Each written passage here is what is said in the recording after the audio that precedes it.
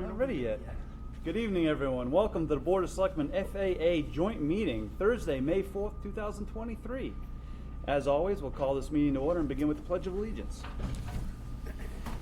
I pledge allegiance to the flag of the United States of America and to the republic for which it stands, one nation, under God, indivisible, with liberty and justice for all.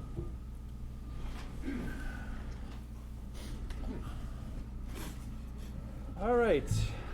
Without objection, I'm going to chair the joint meeting tonight, with the FAA chair being able to call a vote on for FAA or any other items separately. Next, citizens' comments. Anyone have a comment that's not about an agenda item? Doesn't require. That not an agenda item that we're going to talk about tonight and doesn't require a vote. Anyone have one? All right, hearing none. Thank you. Town Administrator's Report. Mr. Chairman, I'll keep it quick. I just set some goals for tonight's meeting in no particular order. The first goal we've already decided to dispense with, so we won't meet that goal tonight. That's the vote to update the CIP. That's the capital improvement plan for FY24 and forward. We're going to move that to Monday night. We weren't able to complete our business tonight because of time constraints with CIP. So we're going to move that to Monday night's agenda, which is already posted. Number 2 is the vote to approve the contingent budget article for FY24. That's Article 3 on the town meeting warrant.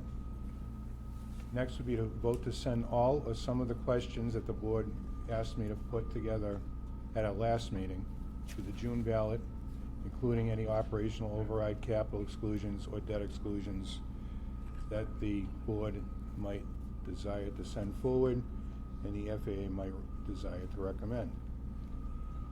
And then if we have time, we begin reviewing the financial articles on the May town meeting warrant and ask the FAA to vote on recommendations to the town meeting. If that works for the board. Yes. So, Mr. Chair, motion to accept the town administrator's report. Second. All in favor? Aye. Aye. Opposed? Unanimous. Sorry, I forgot discussion. Was there any discussion? Not saying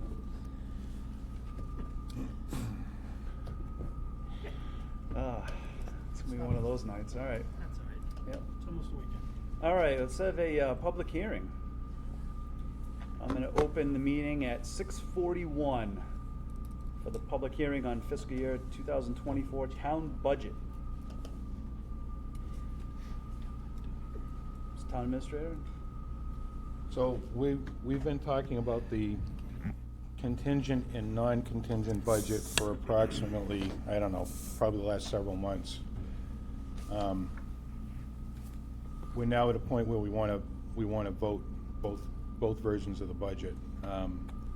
We have to get through one obstacle first, and that's we were waiting for the water and sewer department to finish their budget for FY24. There's been a few changes to it. The bottom line budgets, both contingent and non-contingent, for the overall town budget haven't changed. But we need to clarify with the water and sewer commissioners a discrepancy in their budget, which is the indirects. The indirects are the amounts of money that are charged to water and sewer enterprise and the town receives back in the form of revenue. On an annual basis, the treasurer calculates, based on a formula, the indirect costs owed to the town from the water and sewer enterprise accounts and presents that to them, and they budget for it. This year, they budgeted half the amount provided to them by the treasurer's office. So we need to fix that before we can move forward on voting the overall budget. They can't hear you in the audience. Okay? Is that better? They can't hear him in the audience. Yours is good? Can you hear me now? Mike's sitting right here. How about now? Okay, thank you. You may not. There's a here's the bottom line, there's a discrepancy between the recommended indirect costs charged to the water and sewer enterprise account provided by the treasurer and what the water sewer commissioners are recommending in their budget. So we need to deconflict that right now, so we can move forward with the overall town budget. Did everyone hear that okay? We suggest we start with, So the water and sewer superintendent and I have gone to the treasurer's office, and he's explained to us how the indirects are calculated. I've met with the treasurer separately. I met with the treasurer and the town accountant separately to go over the indirects and how it's calculated. And that's audited on an annual basis to see if there's discrepancy with it. So I understand, my recommendation is to approve the indirect number that was sent forward by the treasurer's office to the budget. However, I don't have an explanation as to why the Water Sewer Commissioners cut the indirect number in half, so we could start there, Mr. Chairman, and find out why that happened. Water Commissioner? Scott, you want this? Oh, oh.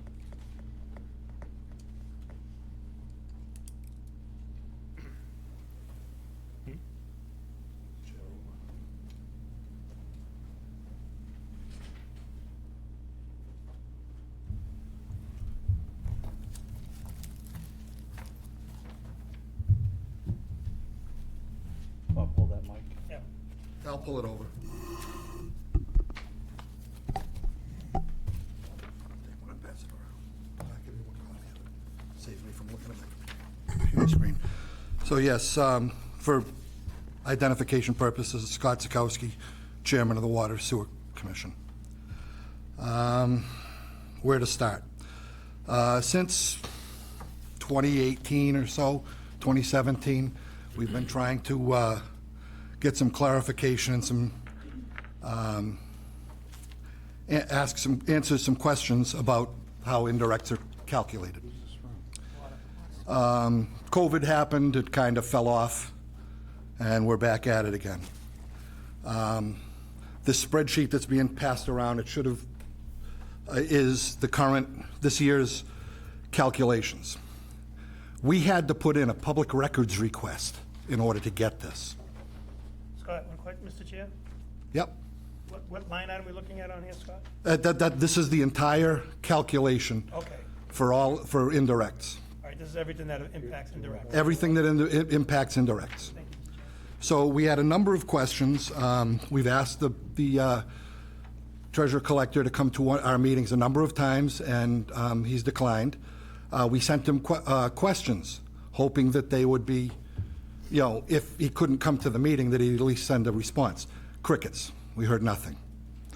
So I do have, where is it? There are a number of irregularities in these numbers. I made a call to DOR back in November, I believe, and asked them some questions, and their answer was that the indirects are a negotiation between the enterprise and the municipality.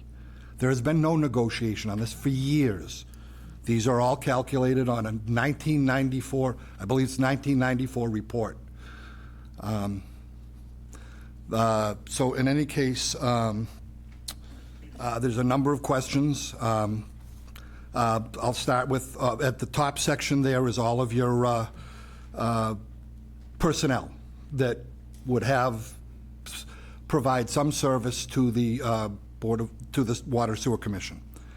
If you go down the line, you'll notice that the treasurer is at a salary of $102,000. 2 lines further down, the collector is listed as $102,000. That's the same person. That's one salary being applied twice. So we're paying double there. If you calculate it out, we're paying about $75,000, 75% of the treasurer collector's salary. I know there's benefits on top of that as well, but we're paying about 75% of the treasurer collector's salary in indirect costs. Further down, the assistant maintenance line number 19 on the thing. Mr. Chairman, That position doesn't exist anymore. You go, line number 20 is the personnel board. That position doesn't exist anymore. Scott, it's okay if I get a Sure. comment from treasurer collector? Sure. Mr. Chairman, may I? These were specifically referenced in the 2019 management letter from Scanlon and Associates. They are audited prior to that specific comment in the 2019 letter and are monitored after it. So the validation, in my mind, has been done by our auditing firm, and there haven't been any adjustments made. I believe the specific comment is we have reviewed the indirect cost module and found it to be fair and consistent. So I think that's the beginning of the beginning and the end of the discussion. If we take what the chairman of the Water and Sewer Commission believes to be true, that they are negotiated costs, my comment to the Board of Selectmen and the Board of Water Sewer Commissioners, we had something based on a previous negotiation which I effectuated. Not the person, I'm not the body politically to go through and negotiate on behalf of the board or in defense of the Water Sewer Commissioners. So I think what's being discussed here is a negotiation or an attempt on a negotiation. One of the things that the town administrator hadn't mentioned is that an additional set of eyes have reviewed this.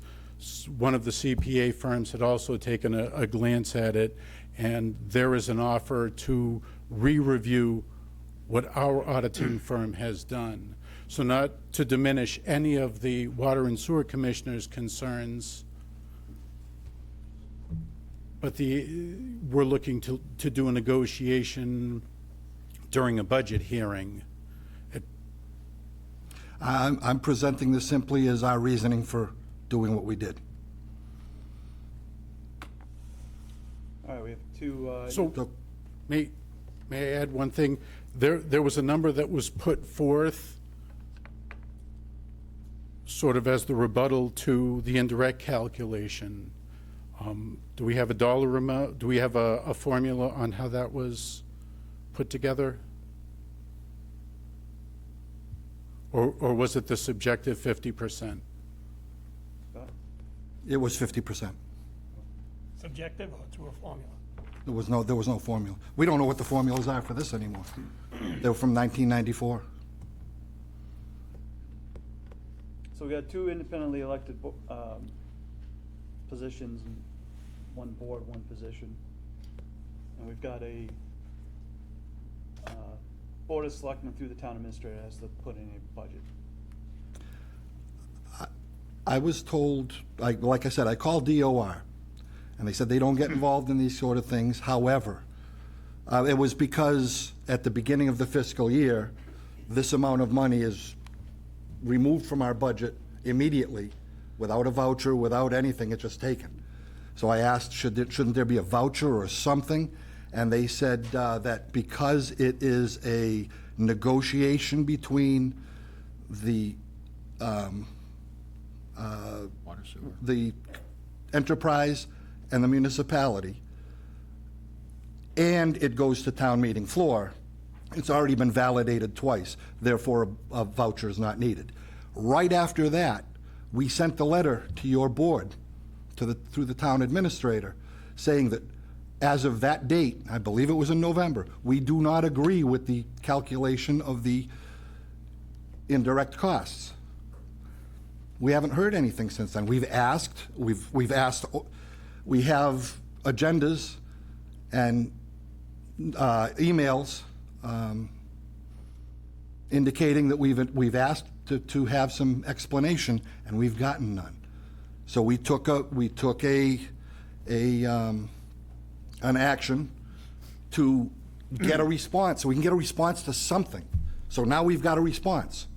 And yes, we're sitting here at a budget meeting trying to negotiate this. There are a number of amounts here that are under question. They've been under question for years. Like I said, through COVID, we let it fall because it was just impossible to do anything. Well, we're back now, and we're still trying to get answers to these, and we can't. There are a number of things. There's a number in here for building operations and a number in here for Dudley Municipal Complex. What's the difference?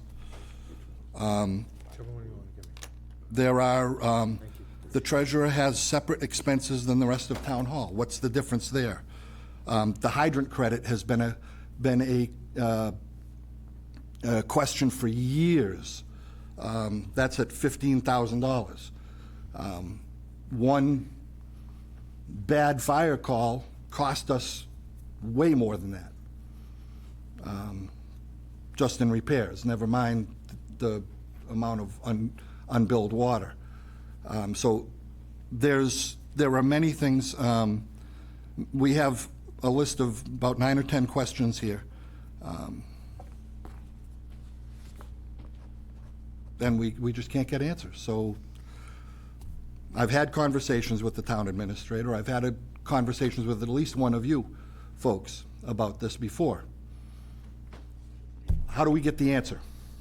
How do we get the answers we need to be able to make an informed and an appropriate decision for our water and sewer users?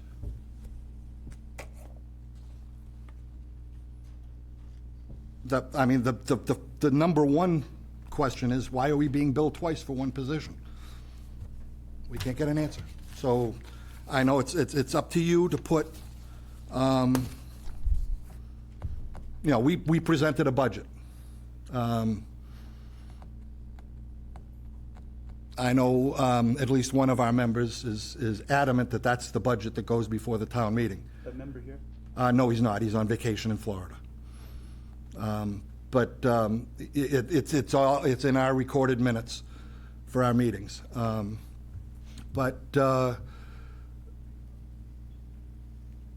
going to present whatever has to go to town meeting floor, whatever goes to town meeting floor as part of the total budget. We're prepared to fight on the town meeting floor if we have to.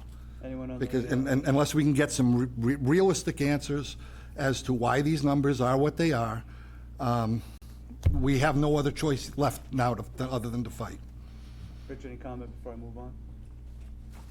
Again, indirects are formulaic. It's the Excel spreadsheet. It is from the 1999 DOR study and has just moved forward. Chairman of the Water Sewer Commission makes mention of the hydrant credit, which was added perhaps in '09 or in 2010 as a negotiated item, whereby Town Administrator Peter Jankowski, I believe, would have been the person who had put that item in or effectuated the charge or the chargeback, however you would want to review it. Has there been any change in position since 1999? Was the treasurer and collector one position?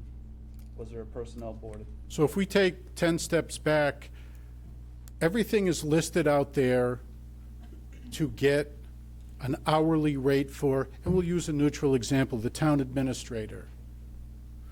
The town administrator is not the next door neighbor who comes over and mows your lawn for $10 an hour.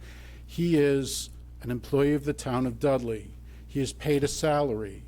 There are other factors that go into his hourly cost. And that is what all of those numbers come in for. So we've gone through and we've calculated out the 1 hour that it's going to cost Administrator Ruda to do water work for that 1 week throughout the year. 1 hour of each week throughout the year. And that'll include the 1.45 in Medicare, health insurance, so on and so forth. The framework that you're referring to is work performed. When you have a buildings and grounds person and an assistant buildings and grounds person, as much as there isn't a person who uses the locker that says assistant buildings and grounds, there is work designated every week that's necessary for this building. So when it snows a lot, when there's water coming in, when there is an emergency on the weekend, someone comes in addition to the buildings and grounds person, and more than likely it is a highway person who is not at the assistant buildings and grounds rate. It is likely at a truck driver or an operator rate. So the idea that that formula takes care of, think of who the previous assistant buildings and grounds person was and their hourly rate as opposed to. So the framework that is there is old, and it's recovering charges at an older rate. I'd be happy to go through and review all of this to using the actual when we have. All right, Rich, I got to ask the same question again. I'll word it a little bit differently. In 1999, when this formula was created, or last revised, was the treasurer and collector two different positions? I have to look to see when it was reviewed. If Jankowski was here in 2012, they would have been combined. But the point being, there would be X amount from the collector's office to coordinate the collection of the water and the sewer, as opposed to the treasurer's side, which effectuated payroll, accounts payable, and the issuance of debt, and what have you. It's hours per job function, not specifically one person's job. There is a dollar amount assigned to my salary specifically. There are other costs that the town incur. Rich, on this, do you have a copy of this sheet? There were, Sure. Just a couple numbers. I know Mr. Zakowski mentioned something about the Okay. billing of the treasurer and the collector on this. Right. So, it just appears on the sheet, the billing for the water, it looked like treasurer was 17,853, and collector was 27,466. Is that accurate? Because the collector and the treasurer functions per hour, per water versus sewer are at different rates. Right, but Per is the that original billing manual. correct? yeah, you follow the line across. This column is for Because then when you go to the sewer costs, water, this column you is have the same 17,853 duplicates. for sewer, but 17,045 for water. So if you add, and I'm just adding these numbers up, it looks like the billing for both water and sewer are 80,217. Is that correct? There's additional costs that cover per hour. So back to the town administrator's example, there is a salary and then there is a benefited amount, which would cover your Medicare, it would cover your unfunded portion of the retirement, it would cover health insurance. The numbers are in there and it is populated. The difference between last year and the year before and this year are the budgeted numbers. Okay, I just wanted to know if those were accurate or not. Thank you. Mr. Massey? All right. Yes, Mr. Zakowski, you are correct. Why the hell are we doing this at this hour at a budget meeting when we're supposed to be planning, getting this budget done and figuring out whatever we're supposed to do for our override articles? Okay? The town administrator agreed with the treasurer collector that these numbers were correct. Why didn't you guys meet? In the real world? Come on, guys. Get together and talk about Excuse it, me, and we wouldn't be doing this Mr. right Chairman, now. you I'm want- not done. Okay? We're wasting people's time right now. This should have been worked out, and we're Mr. screaming. Chairman, I'm not This- going to be vilified this No, evening. you're not being vilified. I'm not I'll yelling take- at you or him. I'm just, I'll- I'm being very. I'll show you the phone Mr. Chairman, records. I'm trying to talk. Can you, Thank you. lower the volume? I will try to lower the volume, but I'm like, listen, this is very simple. This could have been worked out at a meeting, very simply, between you guys. Okay? And this, to me, look, this is why we might have to look at a DPW or a charter again. These type of issues right now, if you guys can't get on the same page. The proposed meetings were during the day with one or two of us. We're a board of 5, Right. and we all have jobs. Yes? So during the day, during the week, didn't work. Okay? So month after month, we extended the invitation. Okay. So and you show up here we- and ask and us we to didn't get like it. decide and wave a magic wand now? We've had I've had the conversations with you, I've had the Yeah. conversations with Mr. Yeah, Rich he agrees with them in the on past. what they Well, should be. of course he does. Of course he does.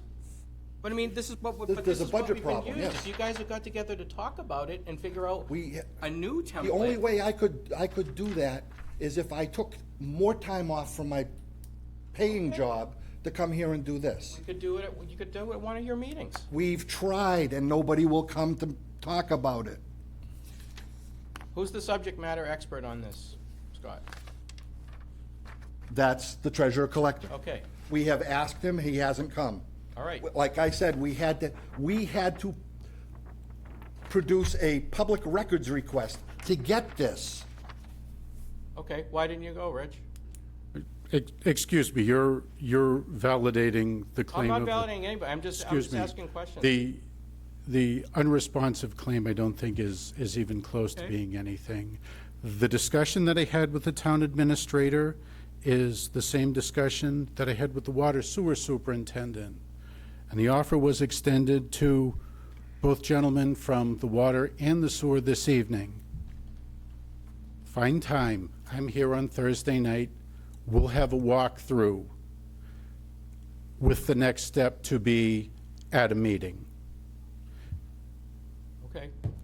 Well, clearly the communication broke down somewhere, Mr. Chairman. No, all I like to say is, this is the first I hear of this.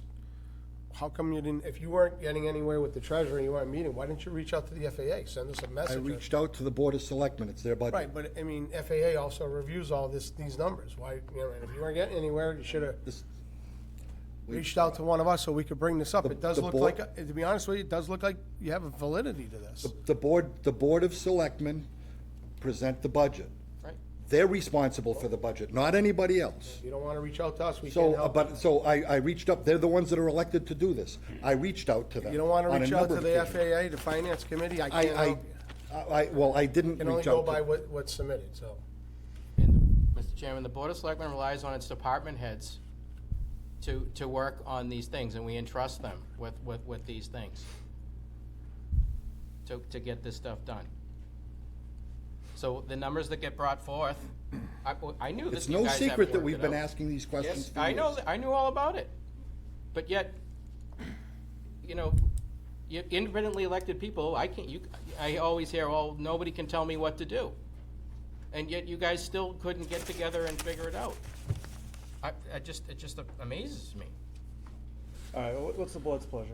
Well, Mr. Chairman, I was around back when the fire hydrant credit was negotiated. I wasn't part of the negotiation.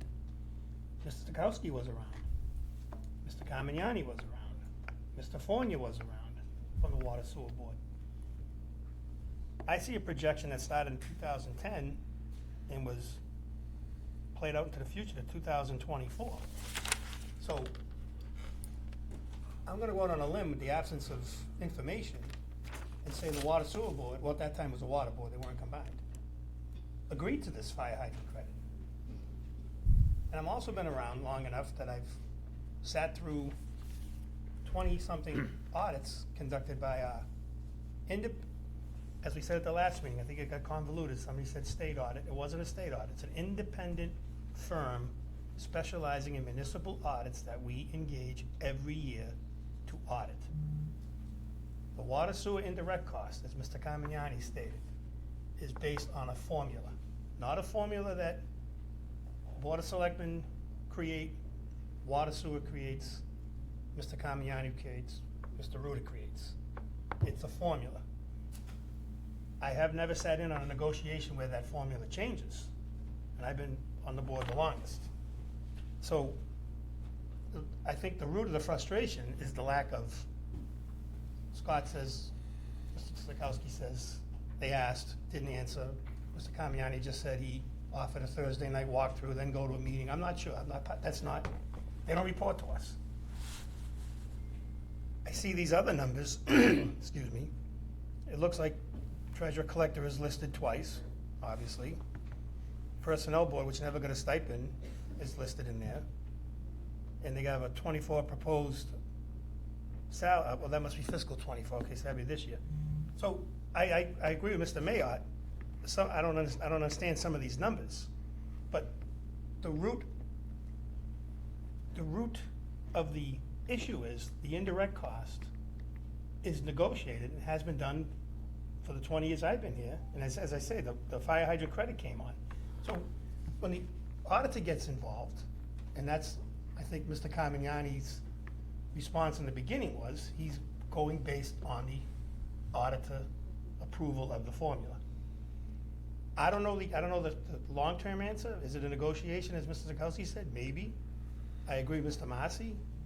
At the 23rd hour and 45 minutes, pushing the deadline. And if I was sitting home right now and I'm looking at this objectively, I would find it hard to accept. Mr. Carmignani, I accept the auditor's premise of doing. If I was sitting home as a water user, I'm glad they'd be fighting for me. But as an impartial citizen, I would wonder why it was an arbitrary 50% cut. I mean, the figure is what it is, and, you know, Mr. Zukowski talked about COVID. We all remember COVID. It was tough to get, we kept the business going here. We kept everything afloat. But the figure's been paid for years. The way our budget process ends up happening as an enterprise, we put our budget together. Our full-time employees put together a budget. They bring it to us. When we approve a preliminary budget, it's got a whole bunch of holes in it. Insurance, workers' comp, all of the things that, the numbers that the treasurer collector gives us, the indirects. So we, in the past, for good or for bad, the budget, we would present the budget with the holes in it, and then the numbers would typically get filled in around now, and we wouldn't see them until the town meeting floor. Again, good or bad, whether or not we didn't respond appropriately for it.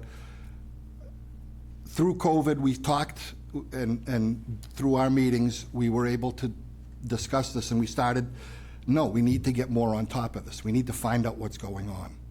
We need to figure out these numbers and figure out why we're still getting billed for boards that haven't existed for 3 years, why we're being billed twice for a position that was combined 10 years ago, however long ago it was. And we're also an assistant accountant clerk. That position is empty as well. It doesn't exist either, and especially at that salary. Somebody's filling in, but I know that person isn't making that salary. So, I mean, there are questions we've asked. It should be a negotiation. It never has. It hasn't been. There's no way. No, there's it no hasn't. Way, Mr. Chair, So, in my 20 years, there's no way a town administrator or a treasurer, even previous to Rich, had come, I'll make it up, come out and said, you owe the town, pick a number, 100 grand, without a reason for coming up with that number. There is no way, it was never I say that with 100% certainty, just like the fire hydrant credit had to be negotiated. There is no way an indirect cost number was arbitrarily assigned by. In the 90s, they came up with, it's a mimeographed, folded over and stapled report. Mr. Simovich. So Question, who is Who is responsible for negotiating this? Is this the treasurer? Is this the Board of Selectmen? Who would be responsible for that? It's your budget. Hold on, Scott, please. So officially, the Board of Selectmen submits the budget for approval at the town meeting.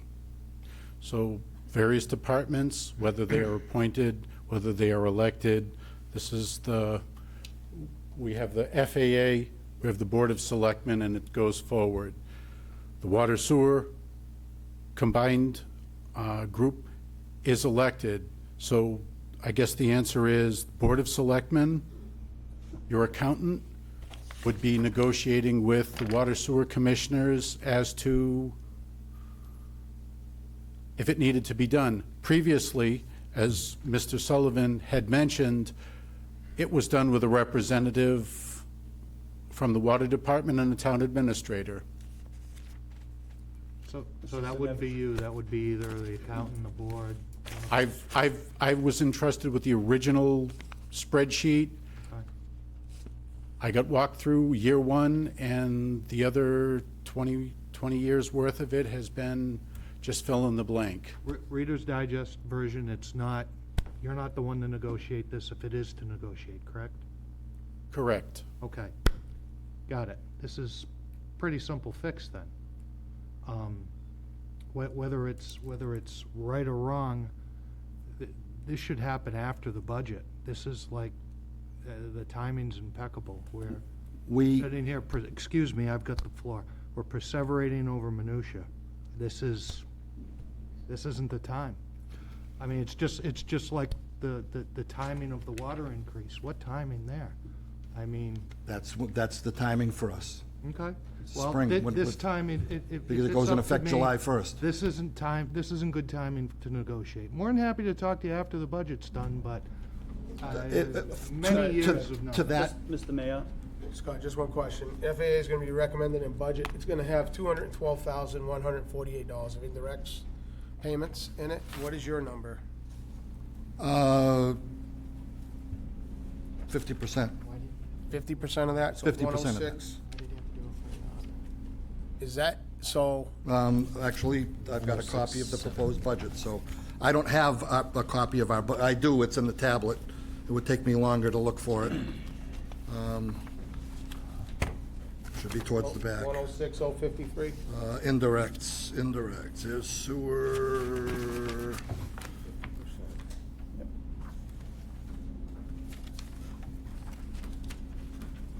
That's still listed as 106,054, so that hasn't been changed. Water, indirects, 106,095, so somebody changed. This isn't what we presented. all right, we'll take that in recommendation. Okay. But So just, what you're saying is, when we recommend the budget with 212 for indirects, right, when you get to town meeting, you guys are gonna fight this on the floor to amend this? we have to. Your number is what exactly? You don't have an exact number, though. I don't have, Chairman, it's, my recommendation remains the same as the indirect as it was presented by the treasurer's office.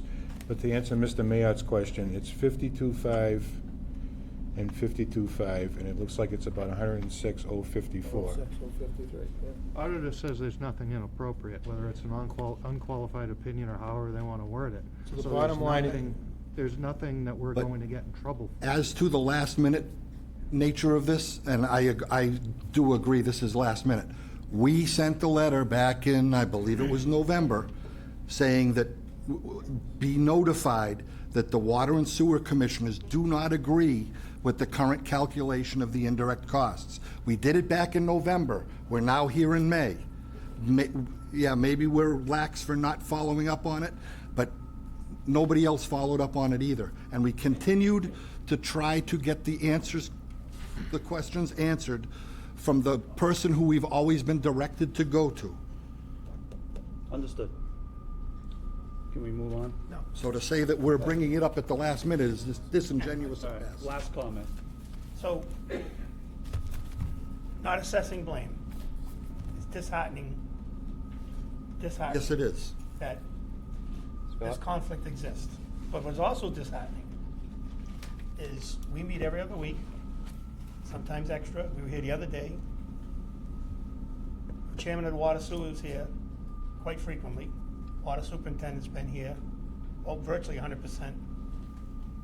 It's great that an email may have been sent or a letter may have been sent in November. This is May, Fourth. 7 months. Nobody ever asked to get on the agenda and say this freight train's coming down the track, but now we're in the, like I said, the 23rd hour and 45 minutes, and the train's coming off the tracks. And we're here trying to, as Mr. Johnson said before, or Mr. Mars, I forget who now, this is a budget hearing, meeting, to try to get a number to bring to the people in 5 weeks that's palatable to the people, of which we all are, by the way. We're all residents, including the administrator. It's disheartening, probably isn't even a strong enough word. Thank you, Mr. Chair. We also had, I believe we were put on the agenda once before, and we were taken off.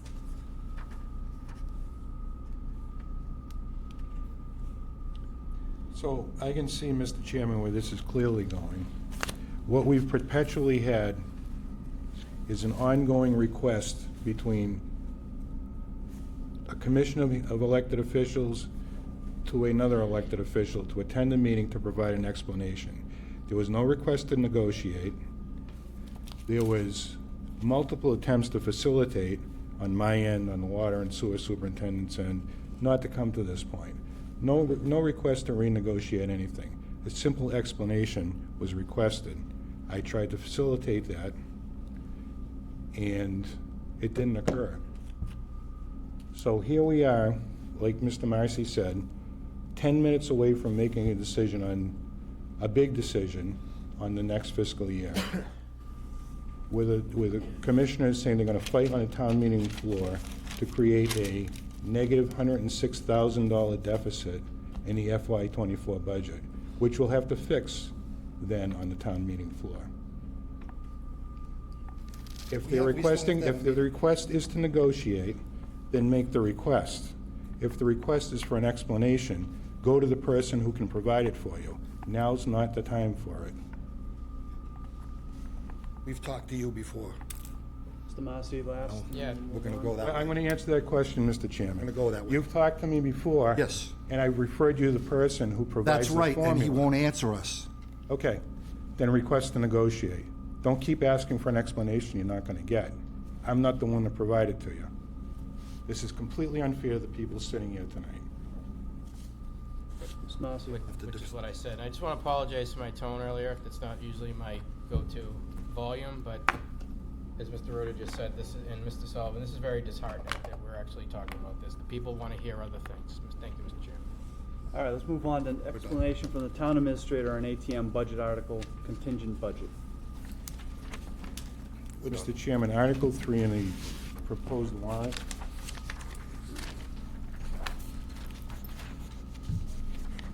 is a contingent. I'll read it first. See if the town will vote to determine the sums of money the town will raise and appropriate, borrow and transfer from available funds to defray the charges and expenses of the town and provide for reserve funds, determining the compensation for elected officers and including debt and interest for the ensuing fiscal year beginning on July 1st, 2023, with the amounts shown in the column captioned non-contingent appropriations. So for people who don't have a copy of this tonight or are at home and can't see it, non-contingent appropriation is presented in the same format that we do on an annual basis with a bottom line budget in mind. The non-contingent appropriation column that equals $25,182,809, including the enterprise account, would be the override fails number. So if we went forward and put another override question on the ballot and it failed, those would be the bottom line numbers. To the right of that, in the article, you see the funding sources: state aid, taxation, free cash, local receipts, and so on, stabilization. To continue on, in the amounts shown in the column captioned contingent appropriations, which is further to the right, shows a difference between the bottom line number for Selectmen's budget, administration, FAA, town accountant, and so forth, so on, right down through the district assessment, police department, fire department, so on. The contingent appropriation is the difference between the two budgets. So if this was sent forward to Proposition 2.5 ballot, the contingent appropriation would be the difference that would be approved if the ballot question was successful. The difference total as of right now is $1,674,515 in addition, if the override was put on again in June, for the municipality. And for the regional school district, it's $994,283. Those are the two numbers that would be contingent appropriations. So what we're going to be asking at town meeting is when this article is approved for the budget, if the override fails, that's the budget number in the non-contingent appropriation column. If the override passes, the number would be increased by $2,668,797, and that would be shown and all meted out in a contingent appropriation column. So I just want to give an explanation as to what that meant now and what we'd be looking to vote tonight. Questions from town administrator, for the town administrator? No, sir. So now you're looking for final input from department heads relative to the fiscal year 2024 budget? Or did you have more to say on that, Tom? Mr. Chairman, it's hard to hear you. Okay. Mr. Chairman, I thought we'd give an opportunity to have kind of an open discussion about where I think this meeting might be going in terms of the June ballot vote and what the difference has been since the original failed attempt, what lessons we've learned and what approach we want to take, and what impact that would have on departments, pass or fail. So you're looking for board comments or FAA comments on, Questions before we vote Article 3? do you want to start just in general, or do you want to start with specific topics?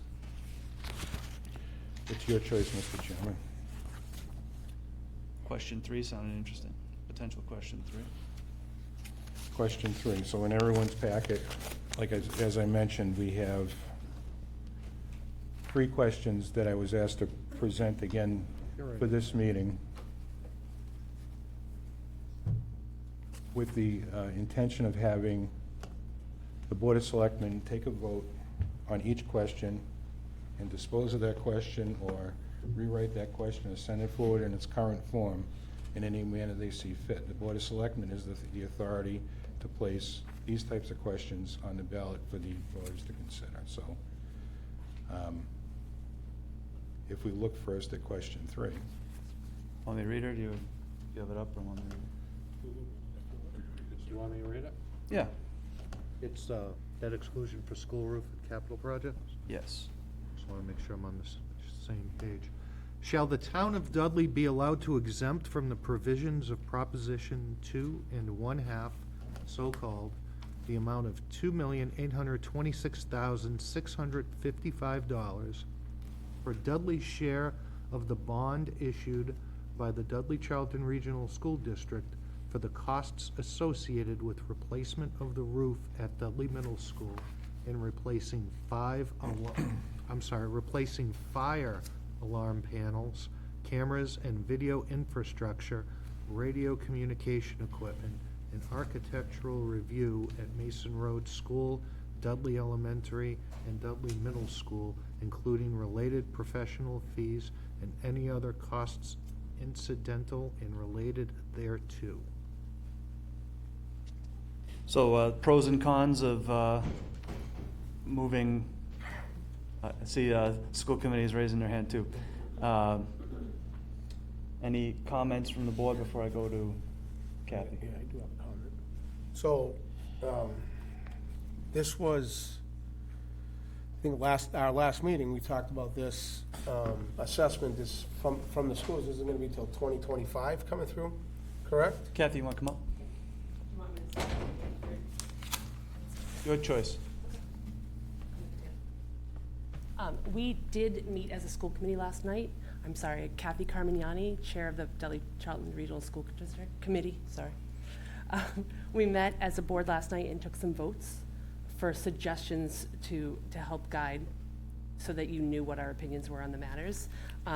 The one that you are talking about right now with the roofs, we voted unanimously to ask you to delay the roof vote until next year, because we believe that it will confuse the voters. It's not something they're gonna be paying for until the following fiscal year, and there's not a need to put it in the question at this point.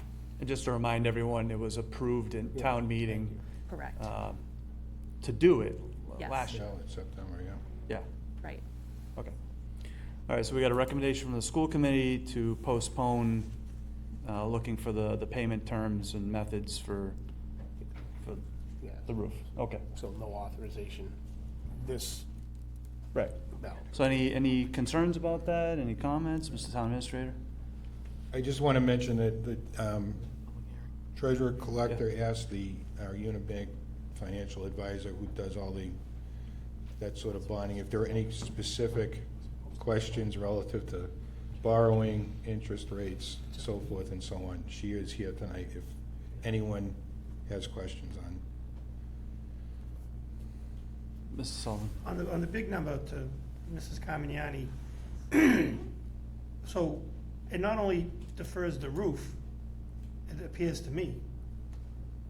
Do we have a separate number, or are we also deferring fire alarm panels, cameras, video, radio? Correct, all the whole project. Mr. Marsh is shaking his head no. What- Hey, That issue. Right, yeah, I'm deferring the vote. We're not, right, the project is still moving ahead, but you will not be charged until the following fiscal year. Okay. So we're not voting on any of it? Not on any of it? Anything that I just listed, the fire alarm panels? So we already voted to approve them.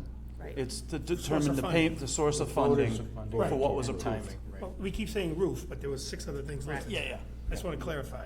Yep. Correct, So that'd be money you'd be looking for next year. correct.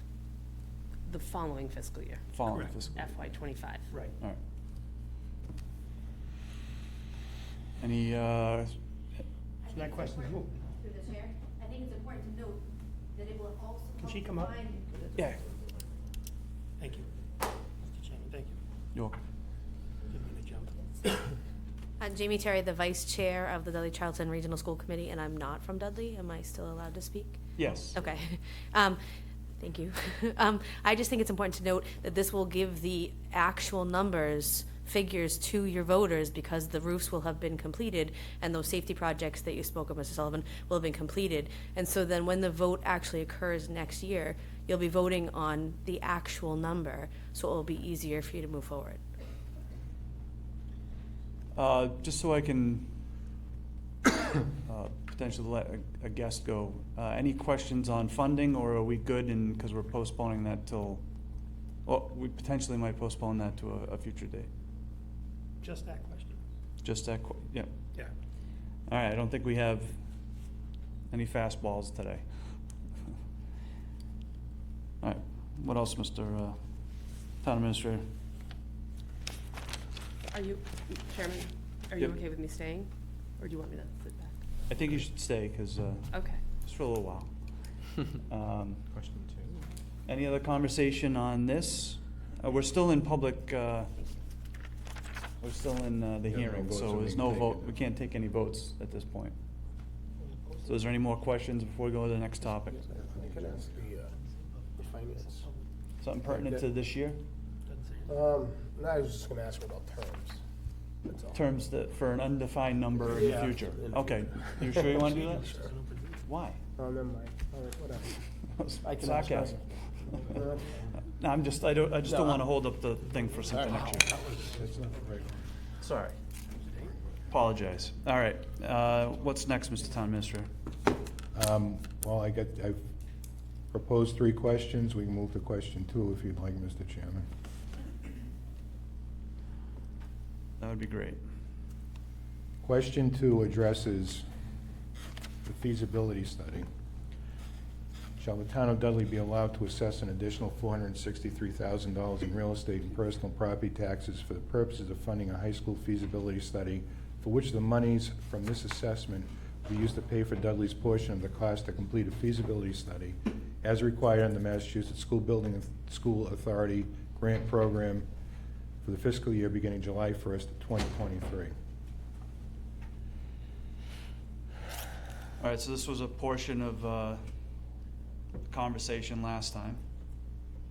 This was a portion of the conversation last time, Mr. Chairman, and I believe one of the things you asked me to do, the board asked me to do, was to ask the assessor to assign a number to each one of these questions. So the number for a $463,000 feasibility study with a capital exclusion for 1 year is 39 cents to the tax rate per thousand. Gotcha. Rich?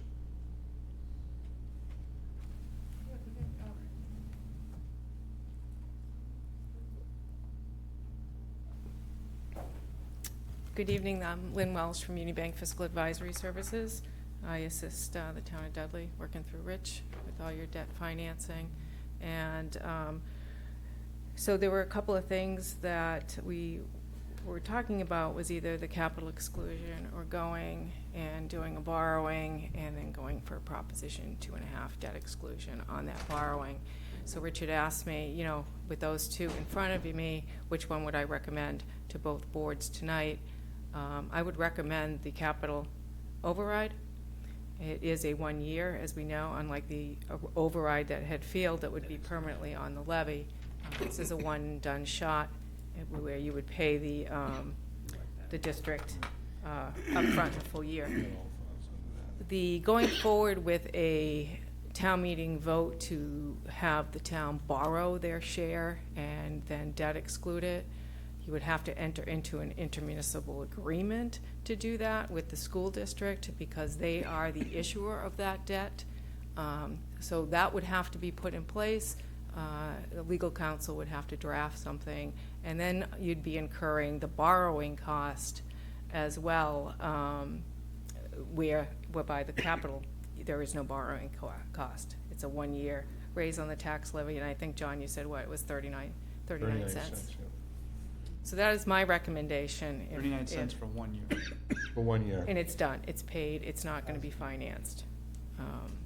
So you don't have the borrowing cost and the interest expense associated with that. This is my recommendation. Any questions? No? Comment? Sure. Just to kind of make a comment on this feasibility study. We know how important it is and the benefits of doing it. You mentioned, you know, issuing a bond on this for just 1 year. You would raise it on the tax, yeah. Just for 1 year.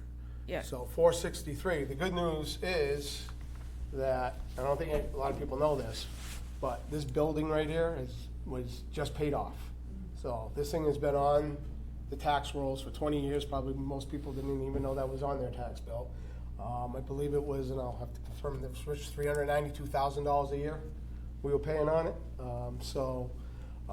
Mr. It would Chair, make I financial financed that sense building to 20 years ago. It makes extend me that feel old. debt 1 more year. Yeah, Add about 72,000 to that for 1 year to pay for that study. So, you know, if FAA takes a vote, I would be recommending that the selectmen put that on the ballot for order.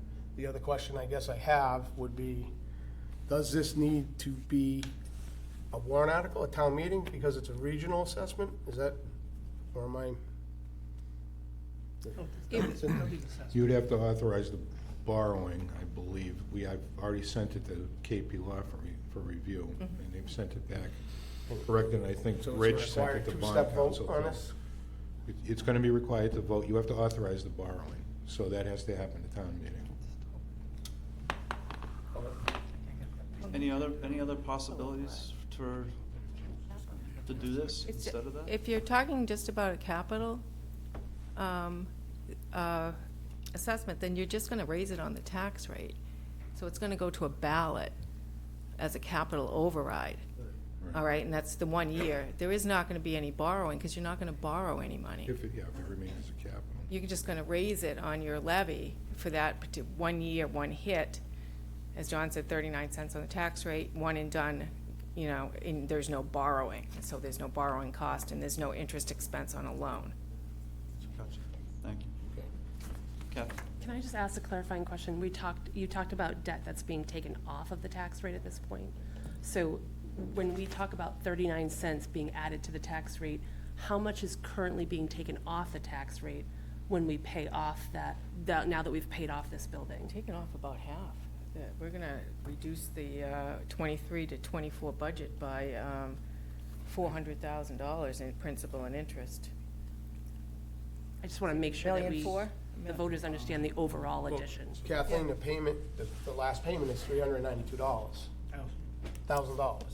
So 463, that's only another 72. Right, Well, but plus you you're paying down you're also paying down the debt, remember, on the fire station, even though it's still out there, that debt service is going down, you know, each year. Yeah, but that's gonna continue for several years. We get another. But there's still room, is what I'm saying, for as far as what you put on the DE1 form to raise that on the levy, above the levy. That number is going down as well. It's still there, but it's going down. So I guess my question is the levy truly increasing by the 463? No. Or is it just increasing by the difference of, so that the tax rate truly is not going up 39 cents, it's going up a difference of that? Who has that answer? You have that answer, right? We do. So it'd be Mr. Chairman, so the debt exclusion number of $1,140,000, we would have the next year's number of $796 plus the 463. So quick math, it's going to be what, $100,000, something like that. That's going to go up, which would be approximately 1/4 of the 39 cents, if I did math quickly. About 10 cents. Okay, so that's sort of the bottom line impact. That's part of what was put together ahead of this meeting, that we made mention of. We have debt coming off, we'd like to replace it with debt. Ideally, the DE1, the excluded amount, should be ever increasing. And this is almost textbook. Something's come off, we have the opportunity to replace it with a marginal increase. Instead of just 2.5 plus the new growth, we add the 10 cents on there, and that's pointed in the right direction. Gotcha. Does that help clarify? Just wanna make sure. Any other questions?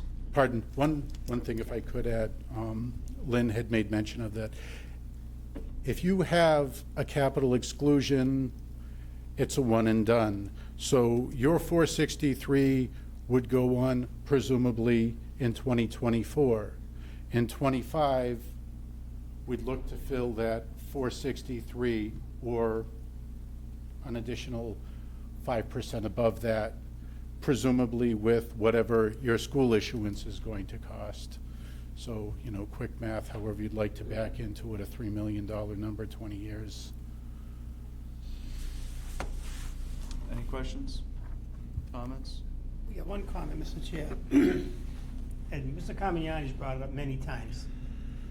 I wonder if the rep from Unibank can come up and not validate what Rich just said, but just explain for the people, so it's not coming from us, it's coming from a financial expert, that it's okay to have a stable amount of debt because it keeps your tax rate stable. It takes away spikes, peaks, and valleys, correct? Well, correct. I mean, you don't want your tax rates to go up like this, right? I mean, you're always trying to feel like Rich said, you try to keep it even. Sometimes it's going to go up a little bit, but what we don't want to see is that all of a sudden there's the exempt side, and town of Dudley does exempt most of their debt.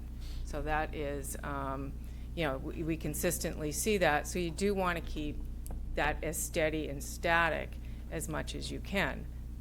Obviously, any large project is going to obviously spike it higher.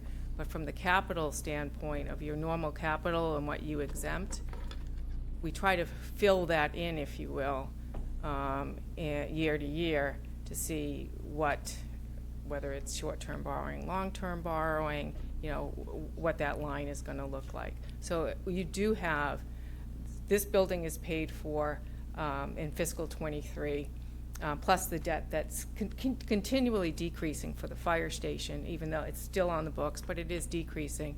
We're seeing about 400,000, approximately 400,000 coming off in exempt debt service after going into fiscal '24. So what Rich is saying is with that 493, again, that's 1 year that you raise on the levy, the 39 cents for the 463. So you kind of fill that in, if you will, for fiscal '24. So we continue that line, that falls off, right? After fiscal '24, that 463 goes away. It's not on the tax it's not on the tax anymore. But we do have, right, we do have another capital coming up that we are proposing to have a bond issue going out in August for various capital projects. Some of the fire engine, there's some other small, the vehicles that we did, police cruisers, that you have been paying principal down anyway, so it's almost mirroring what you'd pay on a bond issue. And we've been kind of renewing these notes, and now we've got the 2 articles for the PFAS, which is kind of driving the decision to go into the market, because now we have enough capital, we have enough par amount of bonds that we can bundle it up in a bond issue and stop the 1 year short-term renewing of notes, particularly in the short-term market. You can sell a 20-year bond right now for less of a net interest cost than you can, or a true interest cost than you can for a 1 year note, because the Fed has, we all know, has increased rates so significantly that, you know, last year we were issuing 1 year paper at, 50 basis points. Now we're issuing 1 year paper at between 4.80 and 5%. And you were in the bond market for 20-year paper, and we're netting, 375, 380s. So it makes sense from a cost perspective to bundle all this up, stop rolling notes, clean it up, and put it out in the market. Thank you, Mr. Chairman. Thank you for that presentation. Thank you. Can I ask her another question? Sure. So considering the fact that we're thinking of, or the selectmen are thinking of moving the vote for the roofs and the safety system to the following year, it's probably a good thing, because maybe we may be able to use part of that capital debt exclusion instead of going out for a note. Is that what you're saying? Like, or is that a possibility? Because we could pay it off in 10 years or something like that. For the 460, are you referring to the Talking about 463? for the larger capital expense of the roofs. For your school?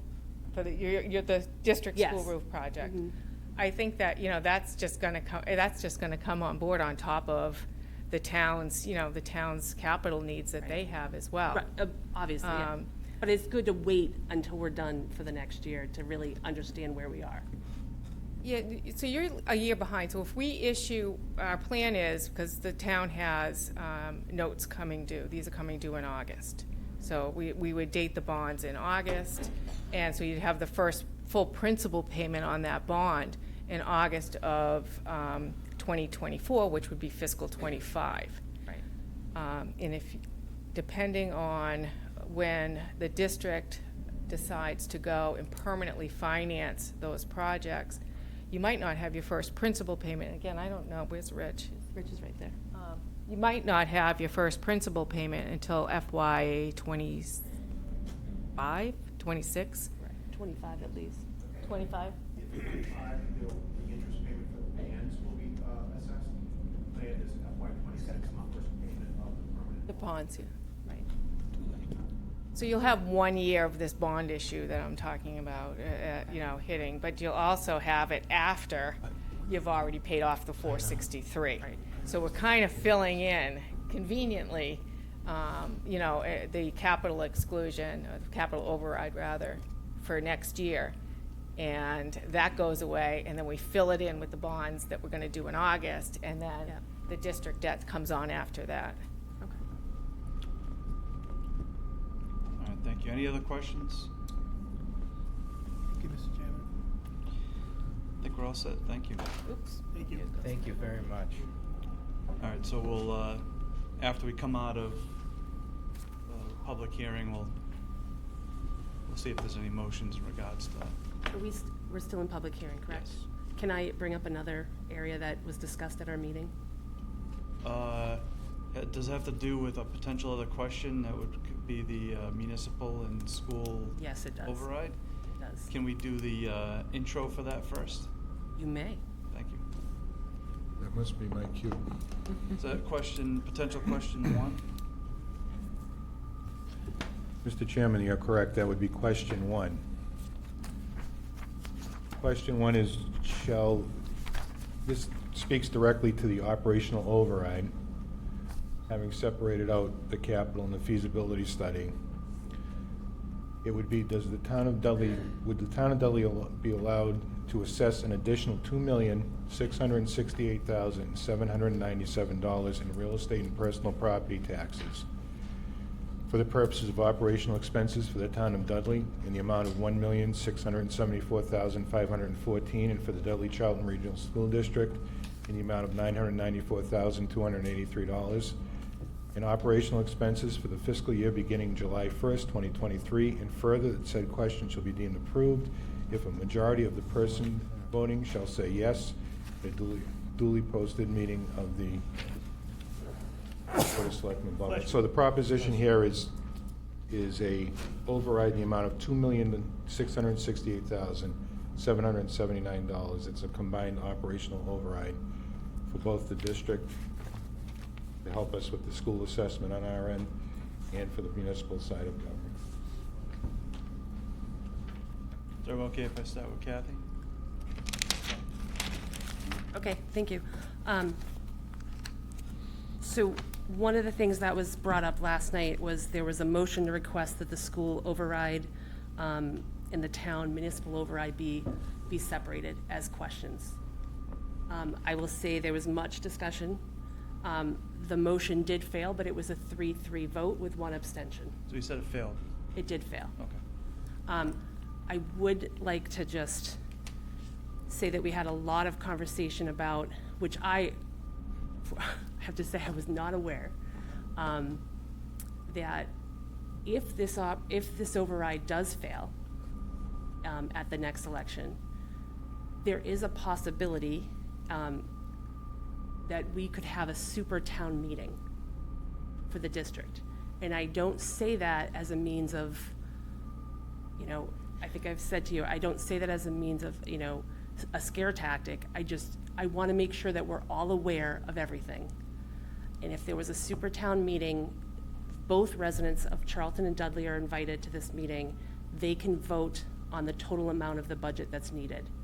And if it is a favorable vote, the town has to pay it. So I don't want to get us to a point, I worry that we get to a point where we could have both towns deciding that now we don't have an override, we're at a very low budget, and the schools has now taken $944, the additional amount of money away from your budget. And Yeah, so, Mr. Town Administrator, can you explain if the scenarios, let's say, this potential scenario, it sounds similar to if if the town municipal override and the school override were broken into two, and the school passed and the municipal failed. Would it be a very similar scenario to what was just described? Well, I think there's a few things on the table. First, it's understandable why the vote came down at school committee the way it did, because you've got the Charlton Board of Selectmen saying yes to a certain assessment number, which is, by the nature of the district agreement, it puts Dudley in a position to either meet that higher number, or Dudley and Charlton's number has to be reduced to meet that 54-46 split. So if I'm on the school committee for the town of Charlton, of course I'm advocating for something like that, for a super town meeting or a split vote with the hopes that it's a Hail Mary pass.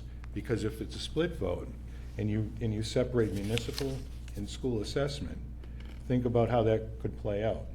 If the municipal side were to pass and the school side were to fail, you have a super town meeting, and that 1.6 million that was taken in additional taxation and voted by the people to add to the municipal budget gets taken back onto the school assessment.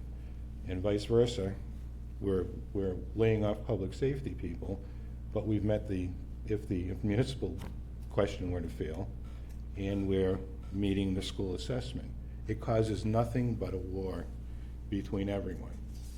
And I think it's the worst possible idea we could come up with. But I understand if I'm on a school committee from Charlton, why I'm advocating for that, because it works out. You're doing a job and representing your town. So. I hope you don't mind, and I'm sorry, I don't want to do the gotcha moment, but I want to make sure that I read to you the message that you sent out the day after the election. And you had said, while the response was a decisive no, I don't see it as our community collectively ignoring the financial challenges that must be addressed, but rather a message that they want more options and a higher degree of control over the difficult decisions that must be made as a community. With the April 25th voter mandate in mind, we will go back to the drawing board with clear directive and provide voters the opportunity and options to decide the level of municipal and educational services they will support and expect. And I do agree with you. I do think we should go in for it together. I've listened to what the voters are asking for. And I think that the voters are asking to have choices. And I do hope that they vote yes to both. But I worry that if we don't ask both questions, I worry what would happen to the town if we end up in that situation of a super meeting. And I'm not trying to be adversarial when I say that. Mrs. Sullivan? So, I believe there's been one super town meeting in the history of Dudley Charlton. So, the scenario Mr. Ruda talked about in his statement after the election, talking to Mr. Ruda, was more of, all right, split the big number up to capital, to debt exclusion, to override. I don't think it was split the number into questions of school separate, municipal separate, because, and I understand Mrs. Carmignani's it's not a threat, it's a fact. They do have the right to do that. It is a zero game for the town. The only way it wouldn't be a zero game is if we split the question and both passed. Any other scenario, and people at home gotta be clear, any other scenario is a loss for your town side of your budget, your municipal services, your public safety, your town hall. Anything that a tax dollar pays, not counting education, it is a zero-sum win for us. As Mr. Ruda said, town passes, school fails, super town meeting, guess what? Pretty good chance the money's gonna disappear. School passes, town fails, school gets their money. We can't call a super town meeting and say, we want money back from you guys to fund our services. We don't have that authority, that ability. That's a loss. And I agree with Mr. Ruda. If I was on Charlton, I'd probably advocate for a split question. My position as a selectman is I will not. And it's a zero loss for the town. The only way we win. The only way things get funded is if the question stays as one and it passes. If we split it and they both pass, obviously, but. In terms of the municipal and school Correct. side, not the other two items. that Right, we well, the two items are off now. Well, there's- Essentially, We're discussing it, separating Right, into but three I'm just questions. going off what Ms. Carmignani said. Unless it's a straight out voter mandate, yes, you can have the funding at the lower number that we're presenting. People gotta understand it is a loss. It's going to be a loss for the town of Dudley. Mike? I don't know, I think your analysis was that the reasoning possibly behind this failure of a vote was about 76% said no. It was a big big failure despite the multiple signs that were on people's lawns. Right? I don't know if it's a buffet problem of multiple Don't know votes. I don't know if that's a problem. I just personally, and I'm not an election analysis person or anything, but I just personally think that people voted with their pocketbooks in mind. You know, things have gone up in price, and that's why people came out to vote. So I don't really think it's this buffet line of different votes we can take. That's the problem. In fiscal year 2022, Dudley wrote the school budget was $9.3 million. Last year, Dudley came up to $9.8 million. That was a 5% increase. That's a huge increase for a small town in anybody's budget. This year, the request, I believe, is $11,030,000. Is that the request? Yes. So from the 9.8 that we had last year, and I'm not even counting the ARPA money, we're up to 11. These are large swings. You know, I'm all for, you know, schools, and I've always been a supporter of the schools, but these are large swings year over year in a couple years. I mean, go from 9.3 in 22 to 11 million in 2024. And the voters rejected that to bring you up to the assessment. The voters rejected hugely. Now we come back a few days later and we have the same assessment, well, not the same assessment, the same request. I mean, I know the assessment went down from the state, but we're gonna come back and nobody came back with even a little bit of cuts in this. Not even a little bit? Would you like, we can, Mr. Chair, is it Yes. okay if I speak? Thank you. Yep. Stephen Lamarche, Superintendent for the Dudley Charlton Regional School District. We've presented since February 1st the reason and rationale for that. Fixed cost We never increase. question your budget. I've been through it all. I've seen what you need. So I'm not questioning what you need. I'm just saying, we came back from, 2 weeks ago, we came back from a vote that was so overwhelming. I guess in political terms, that was a wipeout. Okay, all right, Speak. He I'm asked a sorry. question. Okay. Mr. Marsh, sorry.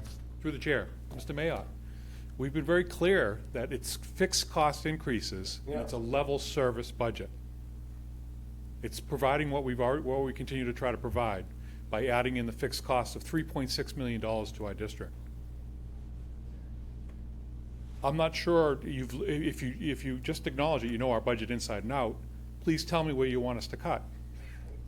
That, I can't make that. I'm not saying where you to make the cuts. I'm just saying we're coming back 2 weeks later and throwing the same thing against the voters who overwhelmingly said no.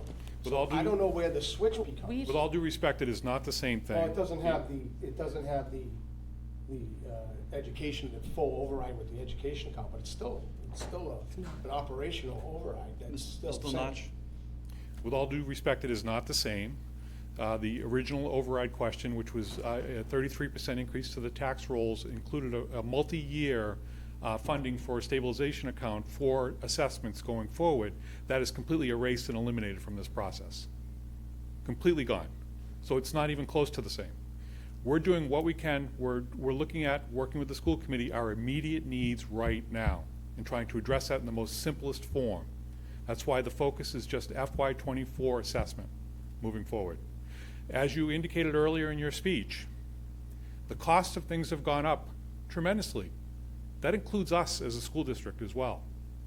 So in order for us to meet that, we'd have to reduce, if this is a failed override, we're cutting $2 million out of our budget. Well, $2 that's million, kinda what that's 30 plus staff members. Okay? If you think of another way, Well, that's kind of what I was leading to. That's what I don't want to see, Mike. is I don't want to see this big cut to your schools, to the school system. Understood. We got your point. Mr. Massey? Thanks, Mr. Chairman. Thanks, Mr. Lamarche. You know, Kathy, thanks for that and all the work that you guys at the school committee did last night to come up with that. I know it's difficult. Like Mr. Sullivan said, you know, somebody say something? Okay.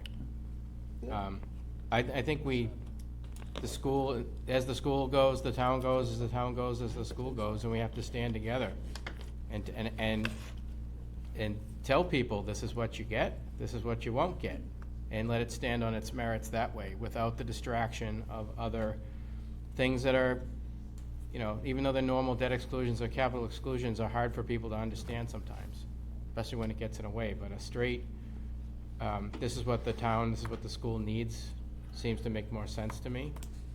And, we can't go back to the days where there was wars and on a town meeting floor, because that's not productive, right? We're supposed to be working together to solve problems. We're all volunteers here, and we all want the best. Even though I got a little heated earlier, it's like I did it with good intent. I didn't mean to do that, but I want everybody to understand that what kind of town and school system do you want to have? Right? This is a statement of who we want to be and who we are. Nobody wants to pay anymore. Nobody. But it's up to everybody here to decide what it is and how much it's going to be and what's it worth to people. Right? And I'm sure there's going to be a couple more questions about this, and I have some more questions about some things that I've read online of the questions that people have. But I think this should be one question, one combined question. Mr. Chairman. Mr. Chair? I just want to thank you for the conversation. I owed it to you to at least bring what the conversation was to you, and just to let you know possibilities that could happen. And again, I'm not trying to be adversarial about that at all. Mr. Massey. Yeah, one more comment. Actually, I'll hold for a minute. Go ahead. Okay. Sure. Just introduce yourself at the podium. Thank you.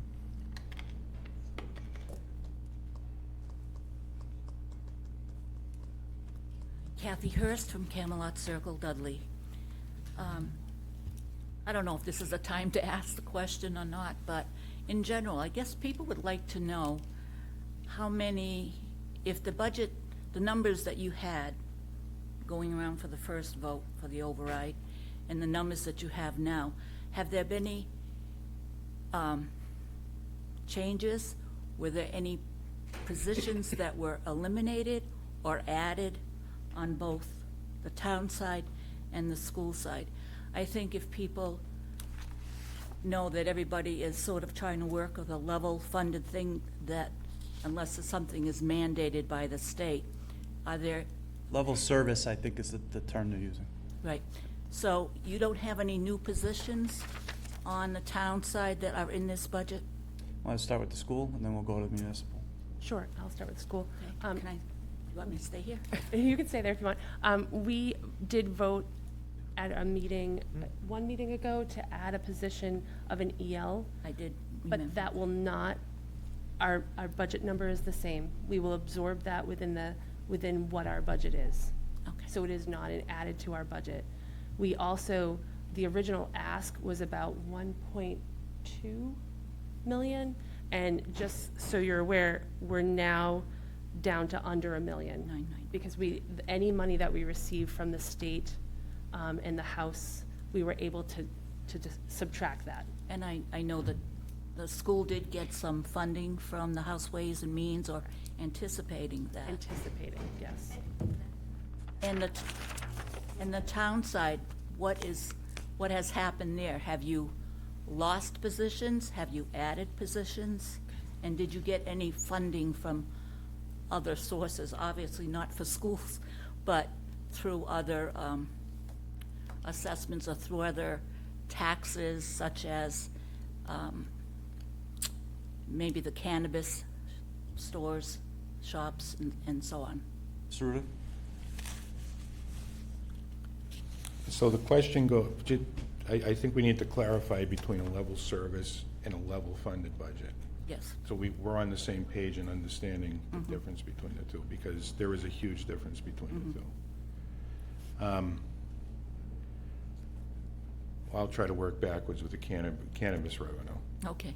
We have signed an agreement, what they call a host community agreement, that is predicated on retail sales, manufacturing, and cultivation. It's down the street here. That initial agreement guaranteed us $10,000 quarterly, and then 3% of retail sales. And then as they move into cultivation and manufacturing, it would be expected to go up. So we do have that source of revenue, but it hasn't reached its full potential. Okay. The model has changed several times. And you can't predicate whether an ambulance is going to show up at your house on how good pot sales go. So we don't even consider it. As a matter of fact, DOI doesn't generally let us consider money that we don't have a previous history of having received. So they can project a revenue. But you need at least a year of revenue to project forward. Additionally, we have negotiated a cell tower lease down the road on some town-owned land, and we expect that to be in permitting, I think, in July. Of course, it's right after the fiscal year starts, and that will provide us with a $100,000 initial payment and about $64,000 regularly to help our budget. We can't project that as a revenue. Under the law, we have to provide a balanced budget. We don't know if it hasn't started yet, the permits haven't been issued yet. DOR will not let us project that. But that is a potential. That kind of money and this potential solar array on the landfill, the capped landfill, is going directly to mitigation and compliance for items like, well, we have an article on the town meeting warrant for $298,000 that we're going to ask Rich to borrow for, and we're going to use that revenue to pay the costs imposed by DEP for an emergency immediate response action to mitigate private wells on Eagle Drive, and to continue compliance testing at the capped landfill, because we failed to do that in the past, and now we have to do that. Gentex is under the same order. We're in legal negotiations that we can't get into right here, but we're trying to come to an agreement with them to pick up some of that cost as well.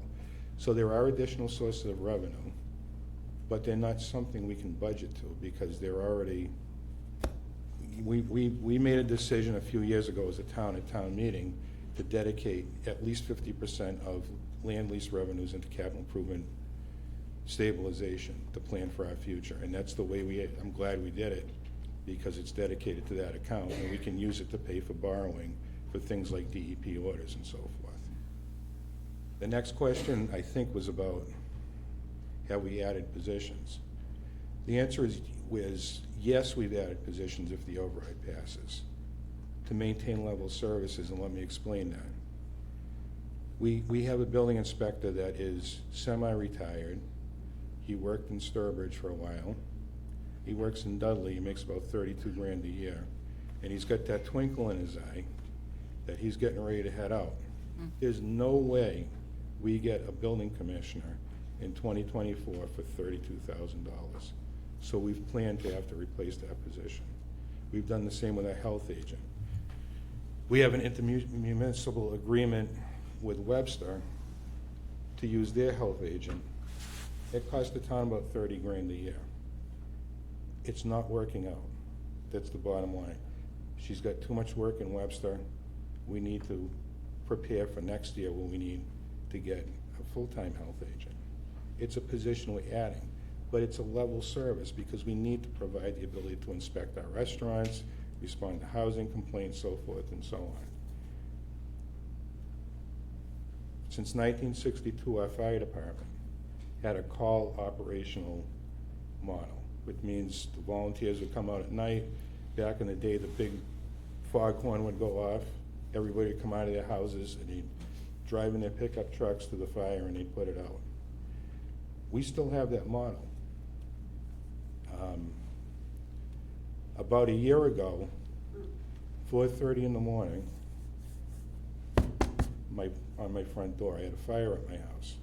It took 26 minutes to get a truck there. I was out in my bathrobe with a garden hose, hoping my daughter was getting out of the house. Fully involved. 26 minutes. I was out of my mind upset.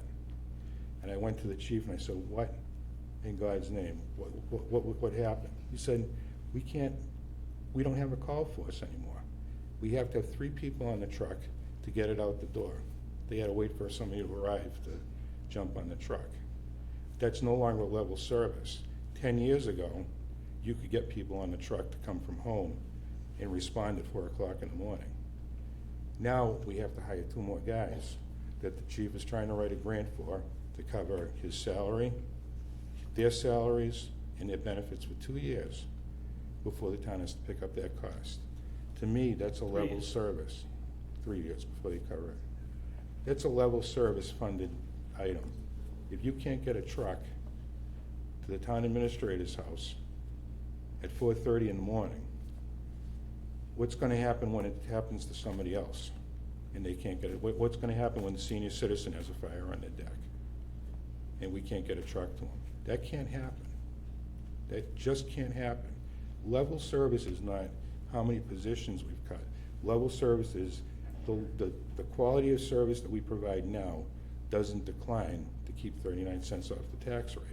We do it gradually. We heard everyone loud and clear. Nobody wants to write a check in advance for a payment that's gonna come 2 years, 3 years down the road.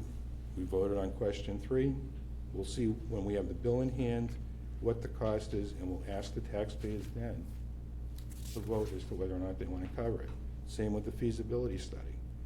Debt coming off, debt going on, small amount added to the tax rate for a year, and we're still eligible for 60% reimbursement for a new high school, or 60% help for the cost of a new high school 4 or 5, 10 years down the road, who knows when. But at least we're still in that grant program. I think these are sensible things we're asking for, and we've heard everyone loud and clear. We're trying to do it in a manner that's more responsible. It gives voters more control and a better ability to make these decisions with the bill in their hand to see what the impact is going to be on their budgets. I was thinking, other than emergency services, any other new positions as an So I've heard the HR assistant roaming around. That was cut out of the budget before we did the first override. I eliminated that immediately. I started with my office and cut it before we even got near public safety. There's no additional positions. So the numbers that we're looking at today are the same numbers that you had on April 27th. There was nothing changed between then and now. We cut 5 positions, combination of part-time and full-time positions during COVID. We had 3 or 4 clerks in the town hall upstairs, part-time, several were benefit and eligible. We didn't bring them back. We combined it into 2 positions, 2 full-time positions, conservation, highway, planning, land use, full-time, 1 person in the office. We did the same with permitting, inspection, and health, 1 person in the office. So we've done it, so the number of positions that we had in this town hall have decreased. We now have 1 person that cuts 1 person for building and grounds. He does the cemeteries, the parks, the town hall, the town buildings. He cleans them, he mows them. He does brush removal. He does all the cemeteries, 1 guy. Used to be 2.5. It used to be 2.5. We never brought the position back because we can't afford to bring the position back. Even with the override, we're not bringing that position back. Instead, we've chosen an alternative seasonal help. We'll bring in somebody, college student or something that can help mow the lawn over the summer, or can come in and help with snow removal. We've made efficiencies, and we're going to continue to do that. But we have to have the minimum amount of money to even have the possibility to be able to continue with those efficiencies. Okay, thank you. Thank you. Any other discussion? I'm sorry. Yes, please. Introduce yourself and... Good evening, I'm Robin Watson, Dresser Hill Road in Dudley. I attended the school committee meeting last night, and I'm very happy with the recommendations that they've made. I'd like to know, so now you've got a Prop 2.5 override coming up that has deferred hopefully, the roof and capital to another year. That stabilization fund is gone, and we're gonna do a capital expenditure, hopefully, on the capital exclusion, on the feasibility study. So what would the new tax rate be per 1,000 with the Prop 2.5 override at this point? With the current proposition, the Prop 2.5 override for operational, you're asking about combined with the schools? Yeah. Town and schools, $1.39.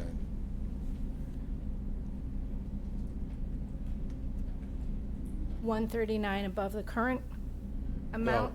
Like, what's the total? So now we pay, what, $10.16 per Pay 1,000? $10.16 now, but to your left, you're gonna hear about how we're gonna take the debt off, we're gonna add debt, we're gonna adjust, we're gonna restructure, we're gonna repackage.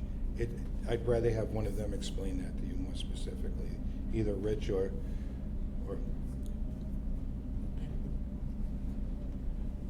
So for the town side, for the town's budget, the override is going to be a permanent. This is not anything to do with the debt that we talked about for the feasibility, right? So that's going to be a budget item that the town, that will stay on the town's levy going forward. Those are what the override is what John was saying as far as the positions in town and things that you need to have a, level services. And you said, John, you said combined, it's $1.39. $1.39. So that 39 cents for fiscal '24 is the 463,000. Oh, no, I'm sorry. It's $1.39 just considering the Prop 2.5 override. I think her question was more specifically, and please stop me if I'm wrong, through the chair. My question What is debt is coming off? What is the total tax rate per thousand going to be if this Prop 2.5 passes? Just the Prop 2.5. Is that the The question? total tax rate. If right now, we're paying $10.16 per 1,000. Prop 2.5 override passes, what's the new tax rate? Rich is more qualified to answer that Rich. question. So we made the quick calculation that we had approximately 10 cents by putting the 463 on, pairing up with what had come off, and the 139, so it'd be 149 approximately, so approximately 15%. And if you want to extend that out for the average $360,000 home, that's the new, so 15% is what your taxes are going to go. 15% on the 10.16? Oh, no, if you have 1016 and you're adding $1.50 to it, it's approximately going up 15%, 16%. $11.65. But the number is 11. Right. $11.65. Hey, Great, 1165. Freddie, got to raise your hand and be recognized to speak. 55, right? 11.55. 10.16 plus 150, Rich?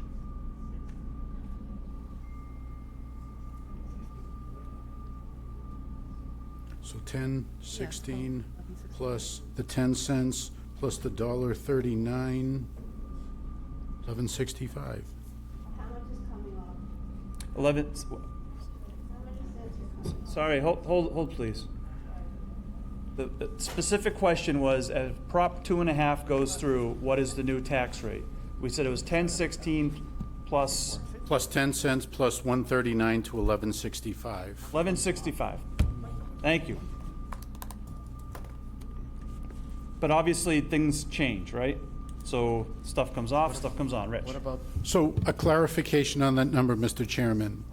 The 10 cents took some debt off. It made the assumption that the 463 replaced it, plus whatever the issuance comes up in August, whatever interest amount that was. That's your 10 cents. And then the town administrator has the number from the assessor specifically for the 2.2. That's what that increase is. So those are your assumptions. For 24, correct. That's what I was just gonna say. This building comes on, right? Right, so you recalculate the year after based on what comes off. Assuming we put nothing back on, that number drops. Correct. So that's why it's a recalc every year based on what goes on and what comes off. Okay. Thank you. Moving target, yes. Sir, all the way in the back. John Cunningham, West Main Street. Just a quick question. The feasibility study, that's $1 million. It's $400,000 for us, but it's really $1 million fee. I don't know how long it's good for, the credibility, but couldn't you table that $1 million? I mean, you're looking for $2 million. That would bring down an override maybe for $1 million. And the thing that blows me away is, well, first of all, Bay Path was built in 1972, Shepherd Hill 1973, so I don't think it's an old building. You got 3 parochial schools in Webster in the 1920s. But what really blows me away is Webster approved the new Bartlett High School, and the cost of that school was $101 million. I didn't realize that schools were that expensive. So a new Shepherd Hill is definitely going to be that plus, because everything's going to cost more. You're probably talking 2025, 2026. So yes, they said that the state taxpayers would pay $51 million of it. So the town levy would be $49 million. But the interest on that $49 million is $47 million. So taxpayers in Webster are looking at $97 million over 30 years. Mr. Cunningham, there's no new school on No, this but- year. I understand what you're saying, though. But don't waste $1 million if we're gonna not have a $100 million new high school. It So- wouldn't be this year, maybe it's a couple of years down the road. Mr. Lamash, you want to answer that? Mr. Cunningham, thank you very much for your comments. Keep in mind that it's been 14 years of applying to join the Mass School Building Authority for their grant program for any form of reimbursement. They are a very well-run organization with very strict timelines and protocols. As a matter of fact, I did work with them this past week, as I mentioned, at school committee, to ask for a 30-day extension on their deadline for the feasibility study, because it was to come due May 29th. Also, with the $1 million in any value that you're speaking about, Mr. Cunningham, it's split between the two communities. It's not just Dudley's ownership in that. In the feasibility study, the cost of that, and the reason why there is a cost of that, is because it's very extensive and very well prescribed by the Mass School Building Authority in order for us to be in their grant program to receive any type of reimbursement between 50 and 60% reimbursement on that cost. Once you're in the feasibility study, you have to be invited. First, you need funding to be invited into feasibility. It's not an automatic. Once you're invited, feasibility could take up to 2 years. It doesn't have to be completed in a very short period of time. And feasibility, because it is with the Mass School Building Authority and it's very well prescribed, you have to look at everything from renovation to new construction. It isn't any one thing, but the community is heavily involved in that through the feasibility study. The feasibility study itself requires that you hire an owner's project manager, a design panel, which includes an architect, have numerous community forums to decide what direction you should go in and what the cost value of anything moving forward would be for either renovation or construction. In order to get to the next step, you will always need the community vote for that. This is just a community vote for the feasibility. It's not a community vote for the entire project moving forward. Again, I understand that the cost is. I've been in this business for 30 years. I've been part of new construction, part of renovation construction, and I am blown away with the cost of construction as well. It's fair to say the longer you wait, the more it's going to cost. That's not meant for anything, but that's just a reality with here. But we have to do what's best for the Dudley-Charlton Regional School District and the communities of Dudley and Charlton. Moving forward, the feasibility is a part of their grant program. And again, we are set to get a reimbursement, which would be credited back to the two communities on the $1 million between 50 and I say 59% I don't want to be so confident to say 60 this evening, because they haven't set that rate. They'll set that rate once we know we have the funding for a feasibility study moving forward. But it's a great question. I completely understand the cost of construction. I mean, you're talking Somerville, I think their high school new construction was maybe somewhere around $240 million. They did have an underground parking garage. I don't think we're advocating for something like that. But yes, the cost of those are extensive. And also a little information on Webster. Webster had to include some community areas in their building, which put the price up on that particular project. Thank you. Mr. Town Administrator, next steps? The next steps would be the purview of the board. If you feel, Mr. Chairman, that we've had sufficient discussion, we could move out of public hearing and take some. I'm just gonna hit Mr. Sullivan, and then we'll go to that. I just want to clarify. Sorry, I couldn't hear you, somebody was chewing. Bay Path, yes, opened up at the same time as Shepherd Hill, but approximately 6-7 years ago, they embarked on a $72 million renovation. Because I know I toured it with my daughter, and she was thinking about going there. And the $100 million figure, I don't claim to speak for Webster and Bartlett, that's a renovation figure. I don't believe that's a new construction figure. That is just renovation. And he talked about Somerville. Newton built a high school, Newton South, I think it was, for over $300 million a couple of years ago. And it was the most expensive, at that time, I think it's been surpassed more than once, the most expensive in the country, I believe, but definitely Massachusetts public high school. So those numbers, a little bit off. It's a renovation at $100 million, and Bay Path had a $72 million renovation. All right, thank you. We're gonna close the public hearing now at 8:30. Town Administrator, next steps? Well, we had a big discussion about four things, Mr. Chairman. The three proposed ballot questions that the Board of Selectmen would ask them to vote or not vote, or make any amendments to them, and dispose of those three things first. And then I'd like to have, because we have to, if we send it to an override ballot, we have to have Article 3 from the warrant voted on. That's the contingent and non-contingent budget, to make sure the numbers are correct. All right, so we wanna go through, start with number 3, because that's the first one we did.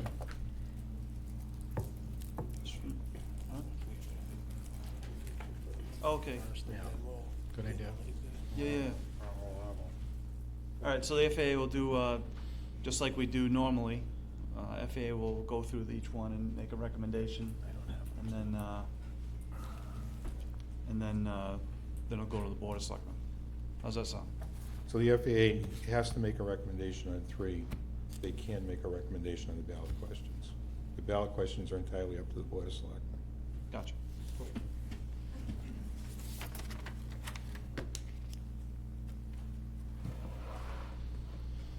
Mr. Administrator, which one do you want to work on? You want to start with number 1, or?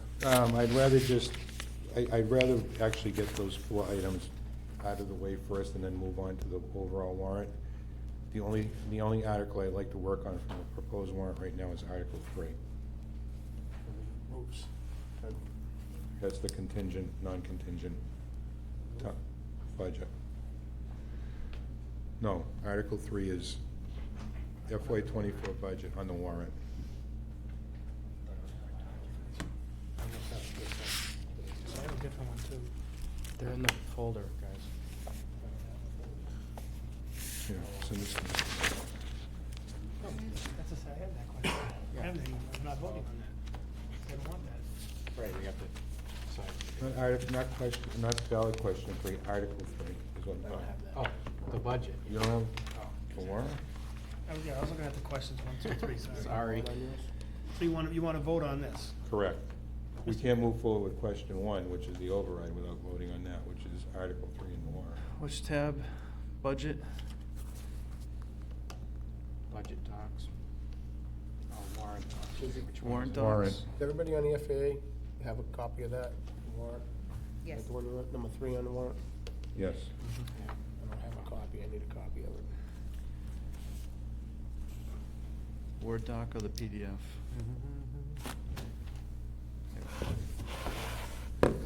Article 3. I got it right here now.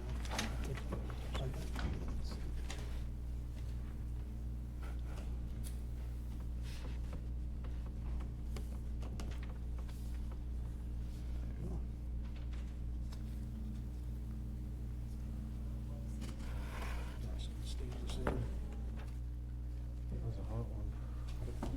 Did you have? I had the question, bless you. Yeah, that's what I thought. Questions on my phone. That's what I thought we were doing. Okay, Article 3, FY '24 budget, to see if the town will vote to determine the sums of money the town will raise and appropriate, borrow, or transfer from available funds to defray the charges and expenses the town provide for the reserve fund, determining the compensation for elected officials and including debt and interest for ensuing fiscal year beginning with July 1st, 2023, with the amount shown in the column captioned non-contingent appropriations be appropriated from the tax levy unless otherwise specified for fiscal year 2024 department operating purposes, debt service, and other town expenses.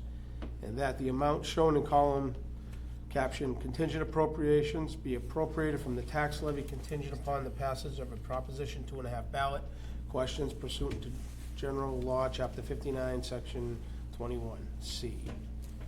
Does anybody on the FAA want to make a motion on that article? Which would have a contingent an override amount to be put on the ballot of $2,668,797. I make a motion to pass this as read. So moved, okay. Is there a second for that? Second. Okay, is there any discussions on this at all? All right, seeing none, I'll call for a vote. All in favor, say aye. Aye. Okay, all opposed? None?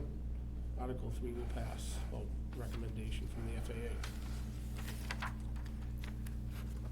You want the Board of Selectmen to make their... Board of Selectmen, same thing, Article 3, Mr. Sure. Okay. Chairman Pro Tempore, Yes, Mr. Sullivan. motion.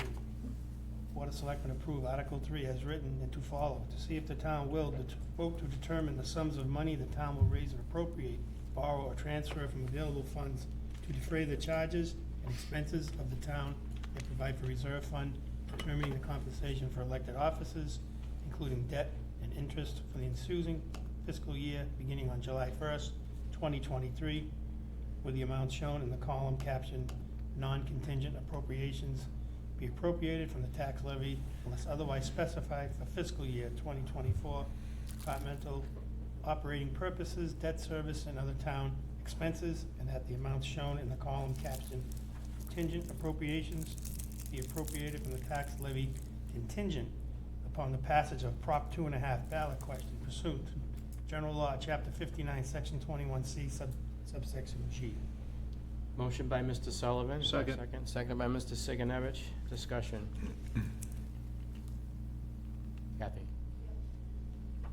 The last time we met, we talked about the fact that last year, $34,159 was taken from, I believe, the ARPA funds to secure the budget, so that this line item of the Dudley Charlton Regional does not include that fund, so therefore we are actually under level funded. So I didn't know, I asked before if we could bring us back up to at least level funded.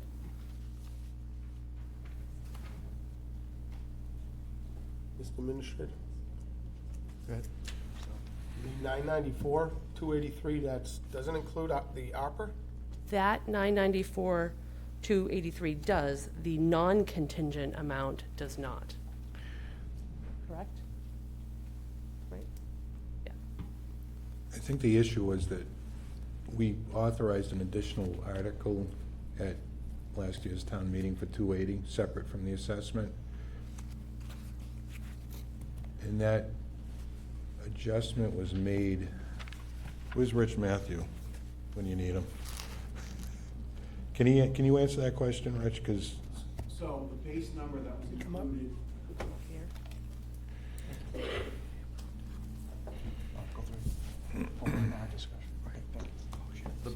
Good evening, Rich Matthew, Director of Finance and Operations for the Dudley Charlton Regional School District, resident of Dudley as well. The base warrant article, I believe, was 9.7 and some change last year. And then there was a separate appropriation for approximately $280,000. The 2.5% increase to that 9.7 almost gets us to that 280 that was appropriated, but it leaves us at 34,158 short.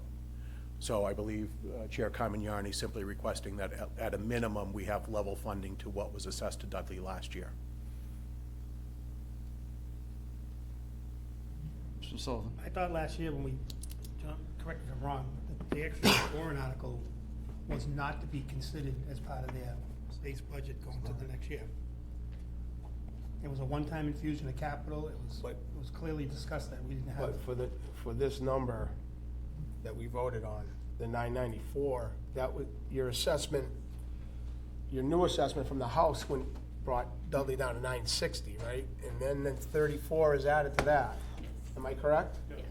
Okay, so that's where the 994 comes from. So that's we just recommended the correct amount.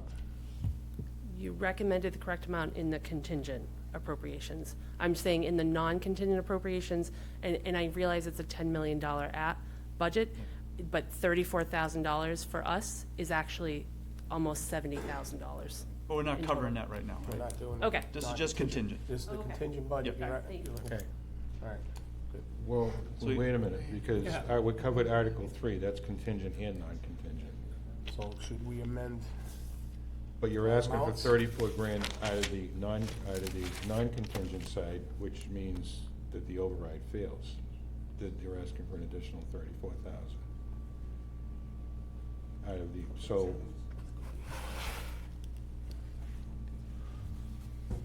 I would not recommend 1 penny more out of any operational budget if the override fails.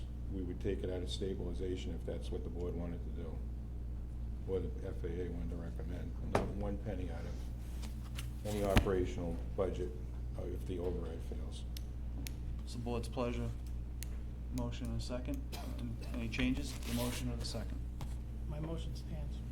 Second? Yes. Stands? Any more discussion? Hearing none, all in favor? Aye. Opposed? Unanimous. What's next, Mr. Town Administrator? Next, Mr. Chairman, first of all, thank you, the FAA and the Board of Selectmen, for getting Article 3 situated. Could we move on to deciding the 3 ballot questions that were proposed? Or not deciding? All right. So, so they need, do we need FAA recommendations, or is it? No, we just need a vote to send it, for the Board of Selectmen to send any of those questions to the ballot. Individual vote. Okay, whether or not we want to do it this year or not. You take no action if you don't want to do it. All right, so you get those the three questions. So FAA recommends to do them this year, not do them this You year. make a not do them. recommendation. You should. You should. Yeah. You can, yeah, but All right, first question, this will be a ballot question. Shall the town of Dudley be allowed to assess an additional $2,668,997 in real estate and Do personal number 3 property first. taxes? Is that, did I get the right one? Are you gonna do them 3, 2, 1, or 1, 2, 3? Oh, One, two, we three. discussed them in the order of 3, 2, 1. Is that how you want to do it? Yes, please. Sorry. All right. Thank you. Shall the town of Dudley be allowed to exempt from the provisions of Proposition 2.5, so-called the amount of $2,826,655 for Dudley's share of the bond issued by the Dudley Charlton Regional School District for the cost associated with replacement of the roof at Dudley Middle School and replacing firearm panels. cameras, video, infrastructure, radio communication equipment, and architectural review at Mason Road School, Dudley Elementary, and Dudley Middle School, including related professional fees and other costs incidental related thereto. So the motion. So we'd be looking for a So- recommendation from the FAA on that Done question. first, okay. Either to put it on the ballot this year or take no action, Yeah. Or whatever, Yeah. or any other action there. relative thereto. So, what's your pleasure?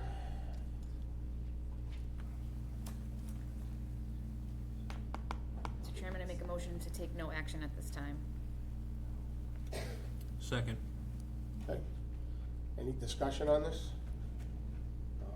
The thing is, I would agree with this because this is a fiscal year 2025.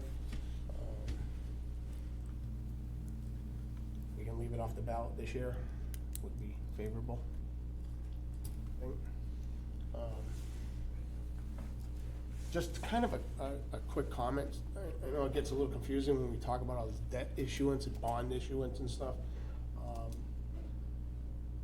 With this building falling off, not paying for it anymore, it makes sense next year to just reissue a one-year bond for the feasibility study. But when that drops off, that's $463,000 a year that drops off.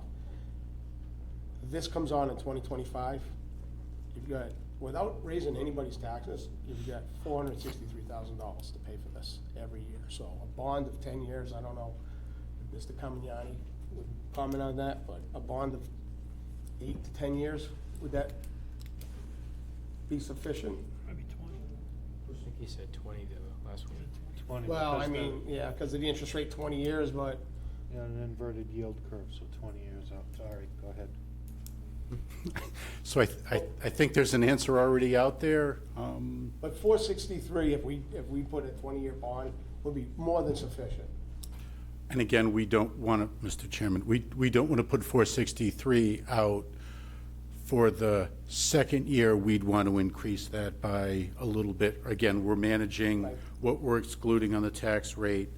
I just kind of want to make it a little easier and clearer for everybody that's out there that's listening, wondering what's going on, because they hear all this noise about So bonds. 480, somewhere in that range or slightly less? Nothing's changing really in the tax rate that we already have that we've been paying for.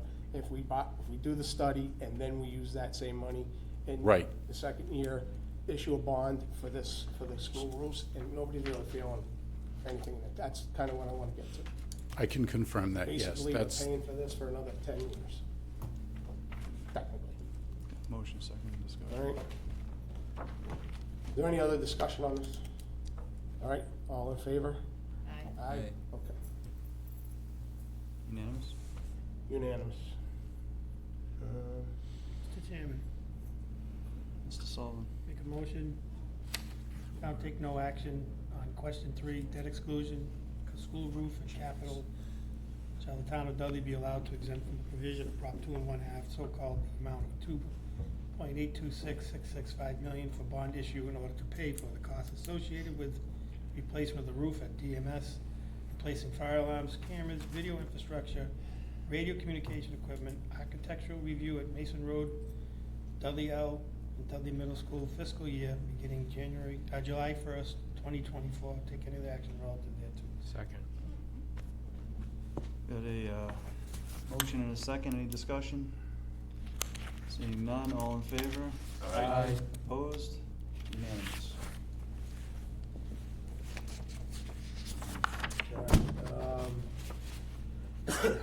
Shall the town be allowed to assess an additional $463,000 in real estate and personal property taxes for the purposes of funding the high school feasibility study by the town of Charlton and Dudley Regional School District, for which the monies for this assessment will be used to pay for the Dudley's portion of the cost to complete the feasibility study as required in the Massachusetts School Building Authority School Building Grant Program for the fiscal year beginning July 1st, 2023.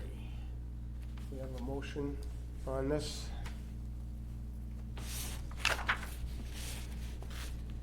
Can I take a motion first, Rich? Then you can have a comment.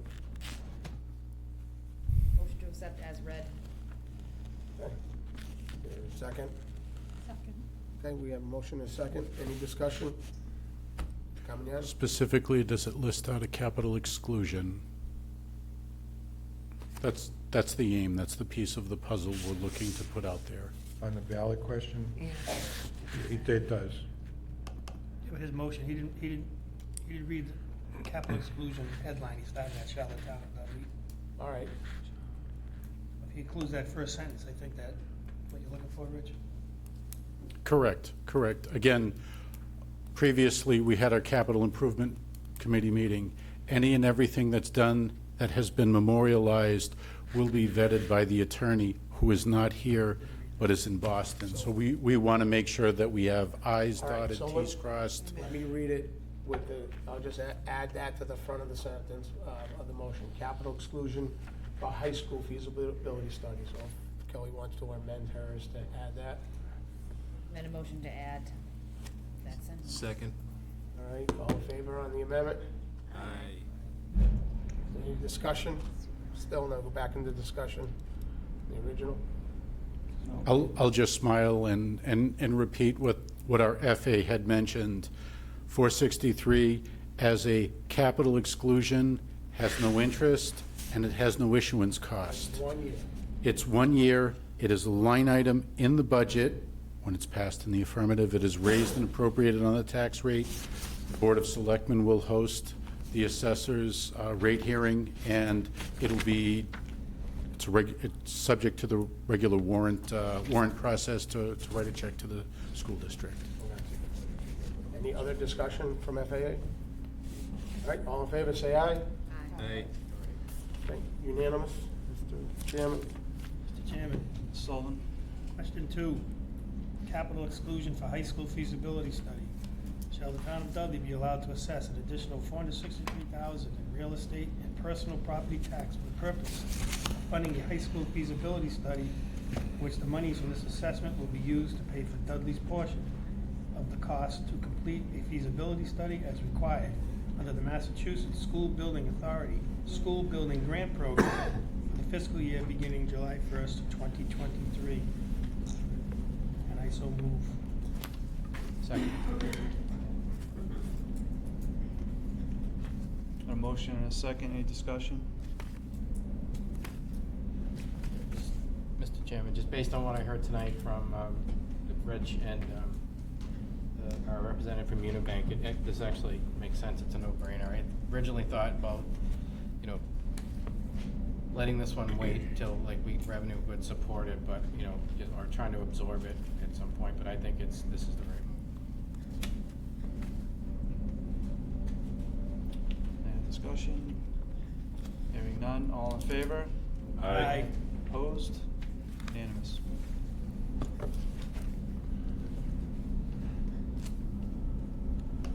All right.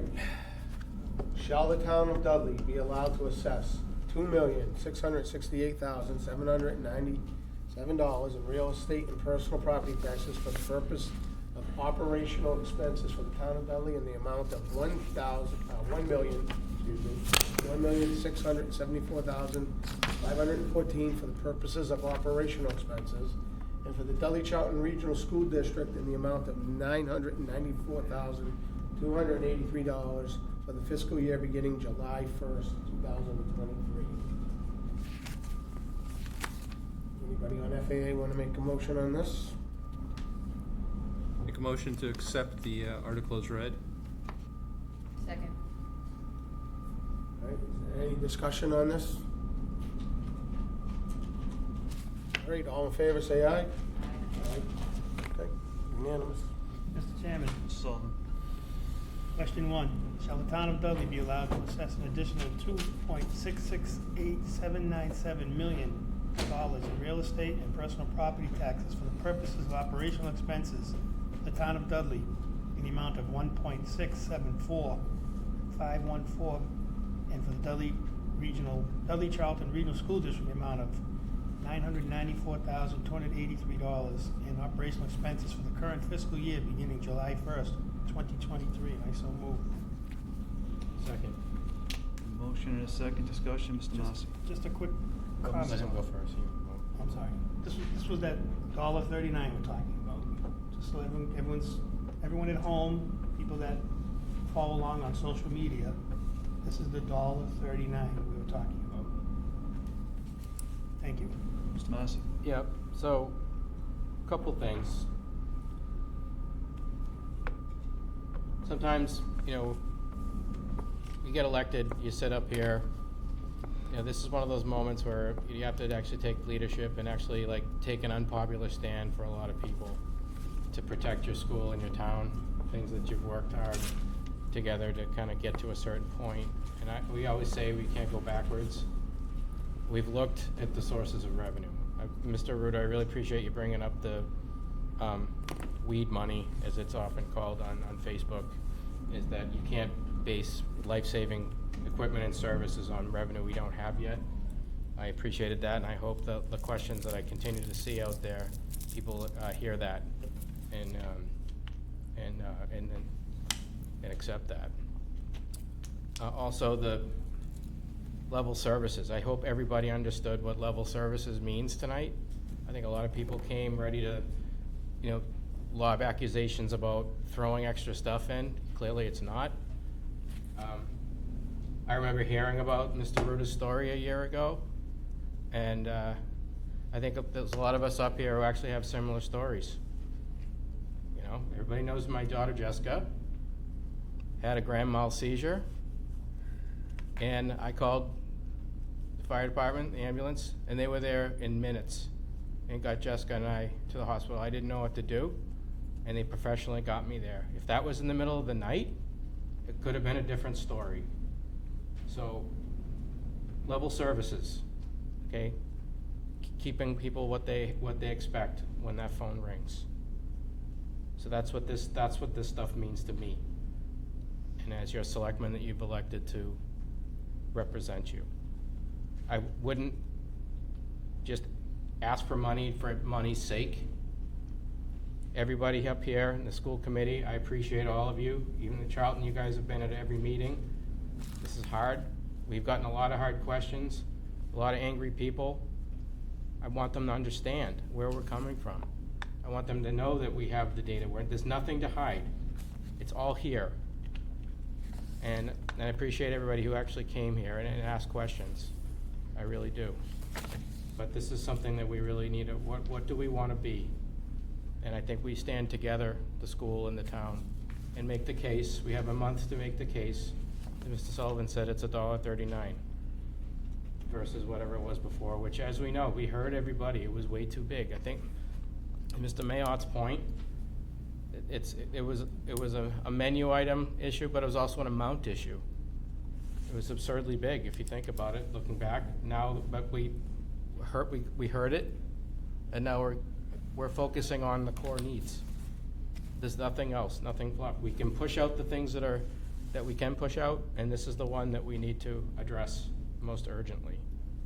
Thank you, Mr. Chairman.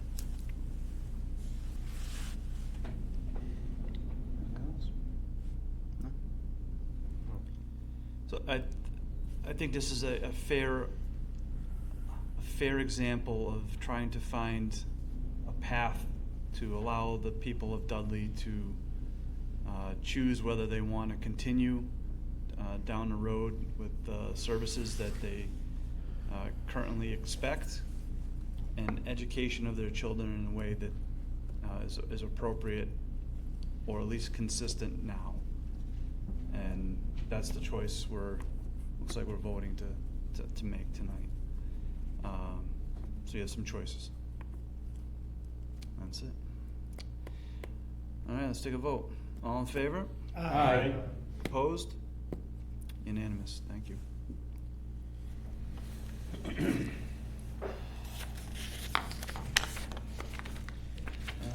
Ballot questions. Chair, vote for the updated capital improvement plan.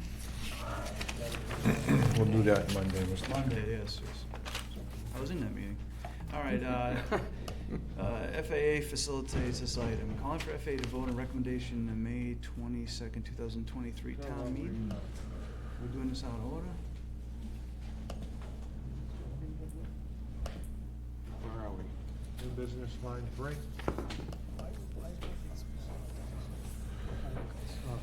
Got it? Don, what are you asking of FAA on this one? Well, I did, for some crazy reason, didn't think we'd go this long. I don't know why I thought that, but my suggestion is, instead of starting to work down the articles in the warrant, let's do it on Monday. We got the one we needed voted now. Let's work on that on Monday and move on to, Does anybody have an issue being here on Monday night?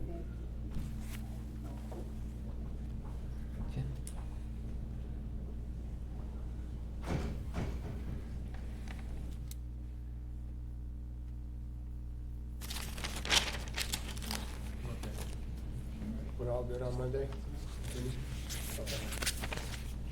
Okay. Is that over? Board of Selectmen meetings, tentative dates, June through December 2023, beginning at 6:30 unless otherwise posted. Monday, July 10th, Monday, July 24th, Monday, August 7th. I might be busy that day. Monday, August 21st, Monday, September 11th, Monday, September 25th, Monday, October 2nd, Monday, October 16th, Monday, October 30th, Monday, November 13th, Monday, November 27th, Monday, December 11th, Monday, December 18th. FAA, we don't need to vote on that, right? no, that was just in case, Mr. Chairman. FA or Board of Selectmen finalize business and call for any remaining votes relative to actions discussed on agenda. Any other items for FAA or for us? Doesn't look like it. Departmental communication, Chief?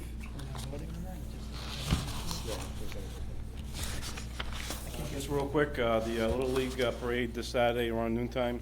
We're gonna shut down some of the roads for a couple minutes on West Main Street, Village, and Mill Street. Thanks, Chief. Thank you, Chief. Hi, Chief gone. Jeff?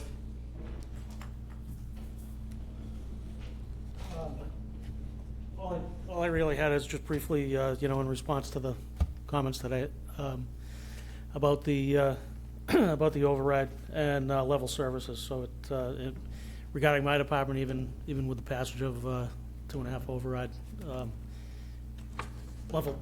level services and level funded aren't the same thing. I'm down one truck driver laborer right now, and even with the passage of the 2.5 override, it would still mean a cut to the dollar value of my budget. And we also have bypassed some grant opportunities. There was a grant with an MVP grant that was due today for $400,000 that we had to pass by because of there's a local match option, that in-kind services or materials that we wouldn't be able to manage. So there's a lot of the things that you'll see on my capital budget that are related to those things. So those are the types of things that we wouldn't realize in the future if there's a shortfall. So that's about it. All right. Thanks, Jeff. Rich? Real quickly, open enrollment is still going on. Bay Path, special thanks to the business manager, Irene Hool. They had a benefits fair up there.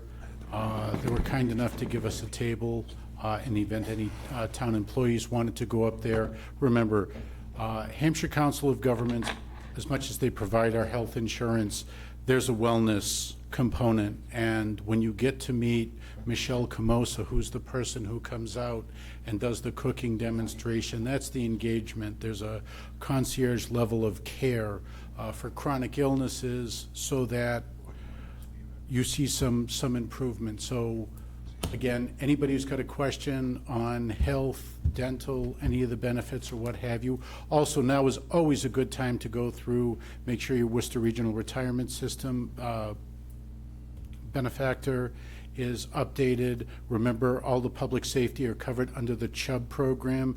You always want to make sure that you have a beneficiary. No one wants to talk about it, but the worst thing that could ever happen would be a missing or outdated beneficiary form.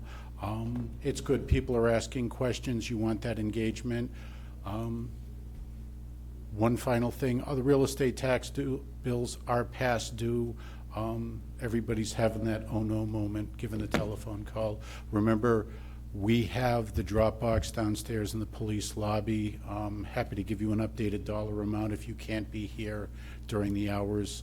Just as a side note, as much as I was here, we had someone downstairs till 7, and that is coming back, that do business on payday on Thursday night. There still is that call to pay. I don't ever make the claim of replacing Uncle Dudley, but somebody likes to transact some business in person, and I'm glad we can maintain that. Thank you. Thank you, Rich. George?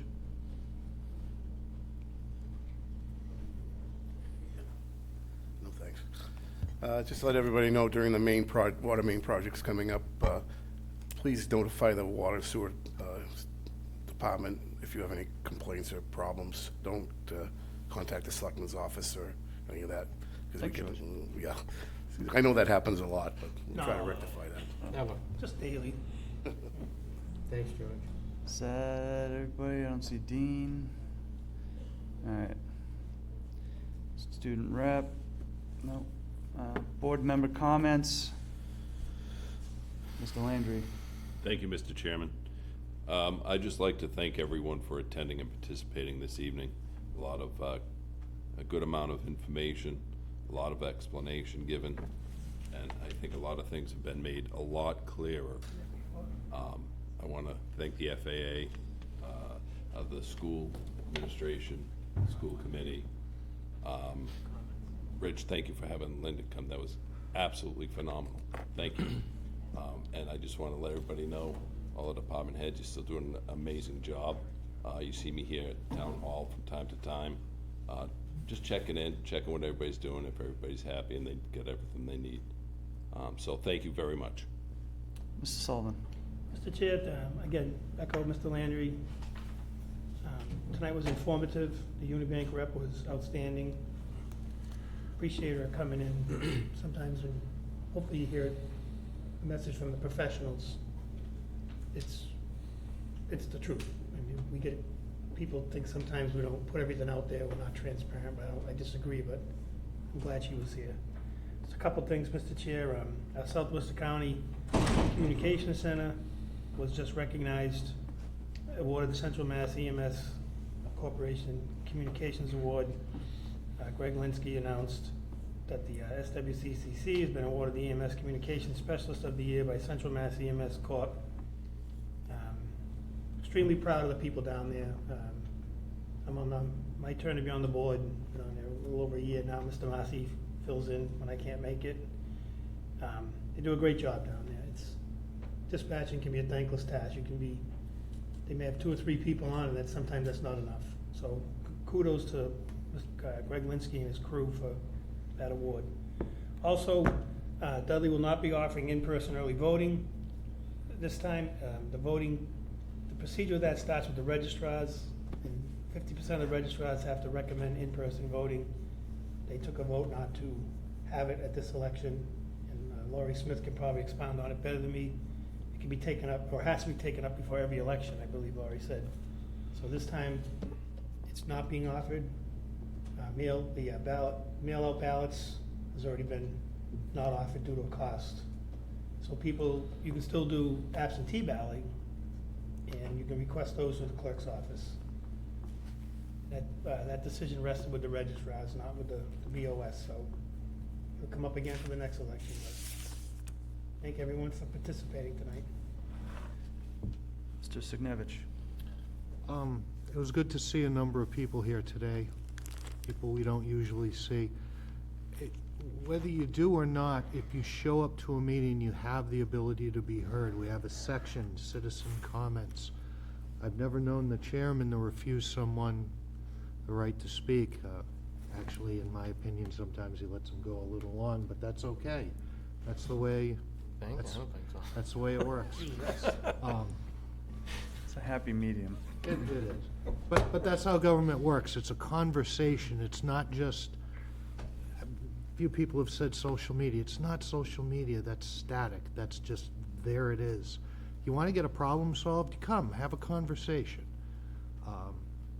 We had a spirited conversation earlier, right at the beginning of the meeting. I was expecting that spirited conversation to happen a little later, but lo and behold, happened right in the beginning, and everything worked out okay. It will work out okay, but as we learned from that piece of the meeting, if you don't speak up, if you don't have a conversation, problems don't get solved. That's it. Thank you. Mr. Marson. Thanks, Mr. Chairman. Yeah, I just want to say again, thanks to Rich for bringing in the Unibank rep. That was super helpful for me to understand that question, and I think hopefully the residents understood that as well. Again, early voting, I had that as well. Would have liked to see us offer that, but we won't for the registrars this time. And like I said, this was a good conversation. We're very transparent. We have nothing to hide. I know there's a lot of people who like to say a lot of things, but we're here. We show up. We try to be. We're accountable. Take the hard votes. Make the hard choices. Unpopular at times, but that's the job. And I stand by the things we talked about tonight. I'm proud of everybody. The FAA, the school committee, the school leadership is here. The residents who came to ask questions, department heads who put all the work into putting into a budget, in crisis mode. So to give people the option of what's going to come up at the ballot in June. So get out and vote. If you have any questions, like Carrie said, come see us. Thank you. Sounds like we might have cable access volume issues, so we'll take a peek at that.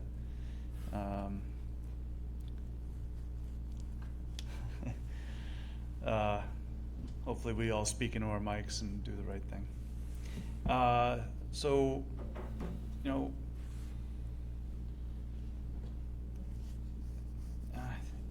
don't know how to articulate this. I really appreciate all these volunteers that sit before us and do this work, and people that work for Town Hall, that work long hours to help make it all happen. And I'm sure the same at the school system. And it's not optimal. It's not how it doesn't always run perfect, but the effort and the intent are very good. So thank you all. With that, I will seek a motion to adjourn. So moved, Mr. Oh, Chairman. I'm sorry, wait a minute. Any comments for FAA? I see a lot of no's. Well, I'm not good at buttering people's butts, so I'll leave it to anybody else on FAA to do that. Buttering people's Done? Wow, Mike. That's his, Sorry, yeah. I guess if he pulls papers, that's his sign, right? I won't butter your butt. Does anybody on FAA have any comments they want to make? Okay, so, okay. All right. Nothing from us. Do I have a motion to adjourn? So moved. Second, I heard a fifth. All right, all in favor? Aye. Aye. Unanimous. Good night. Thank you.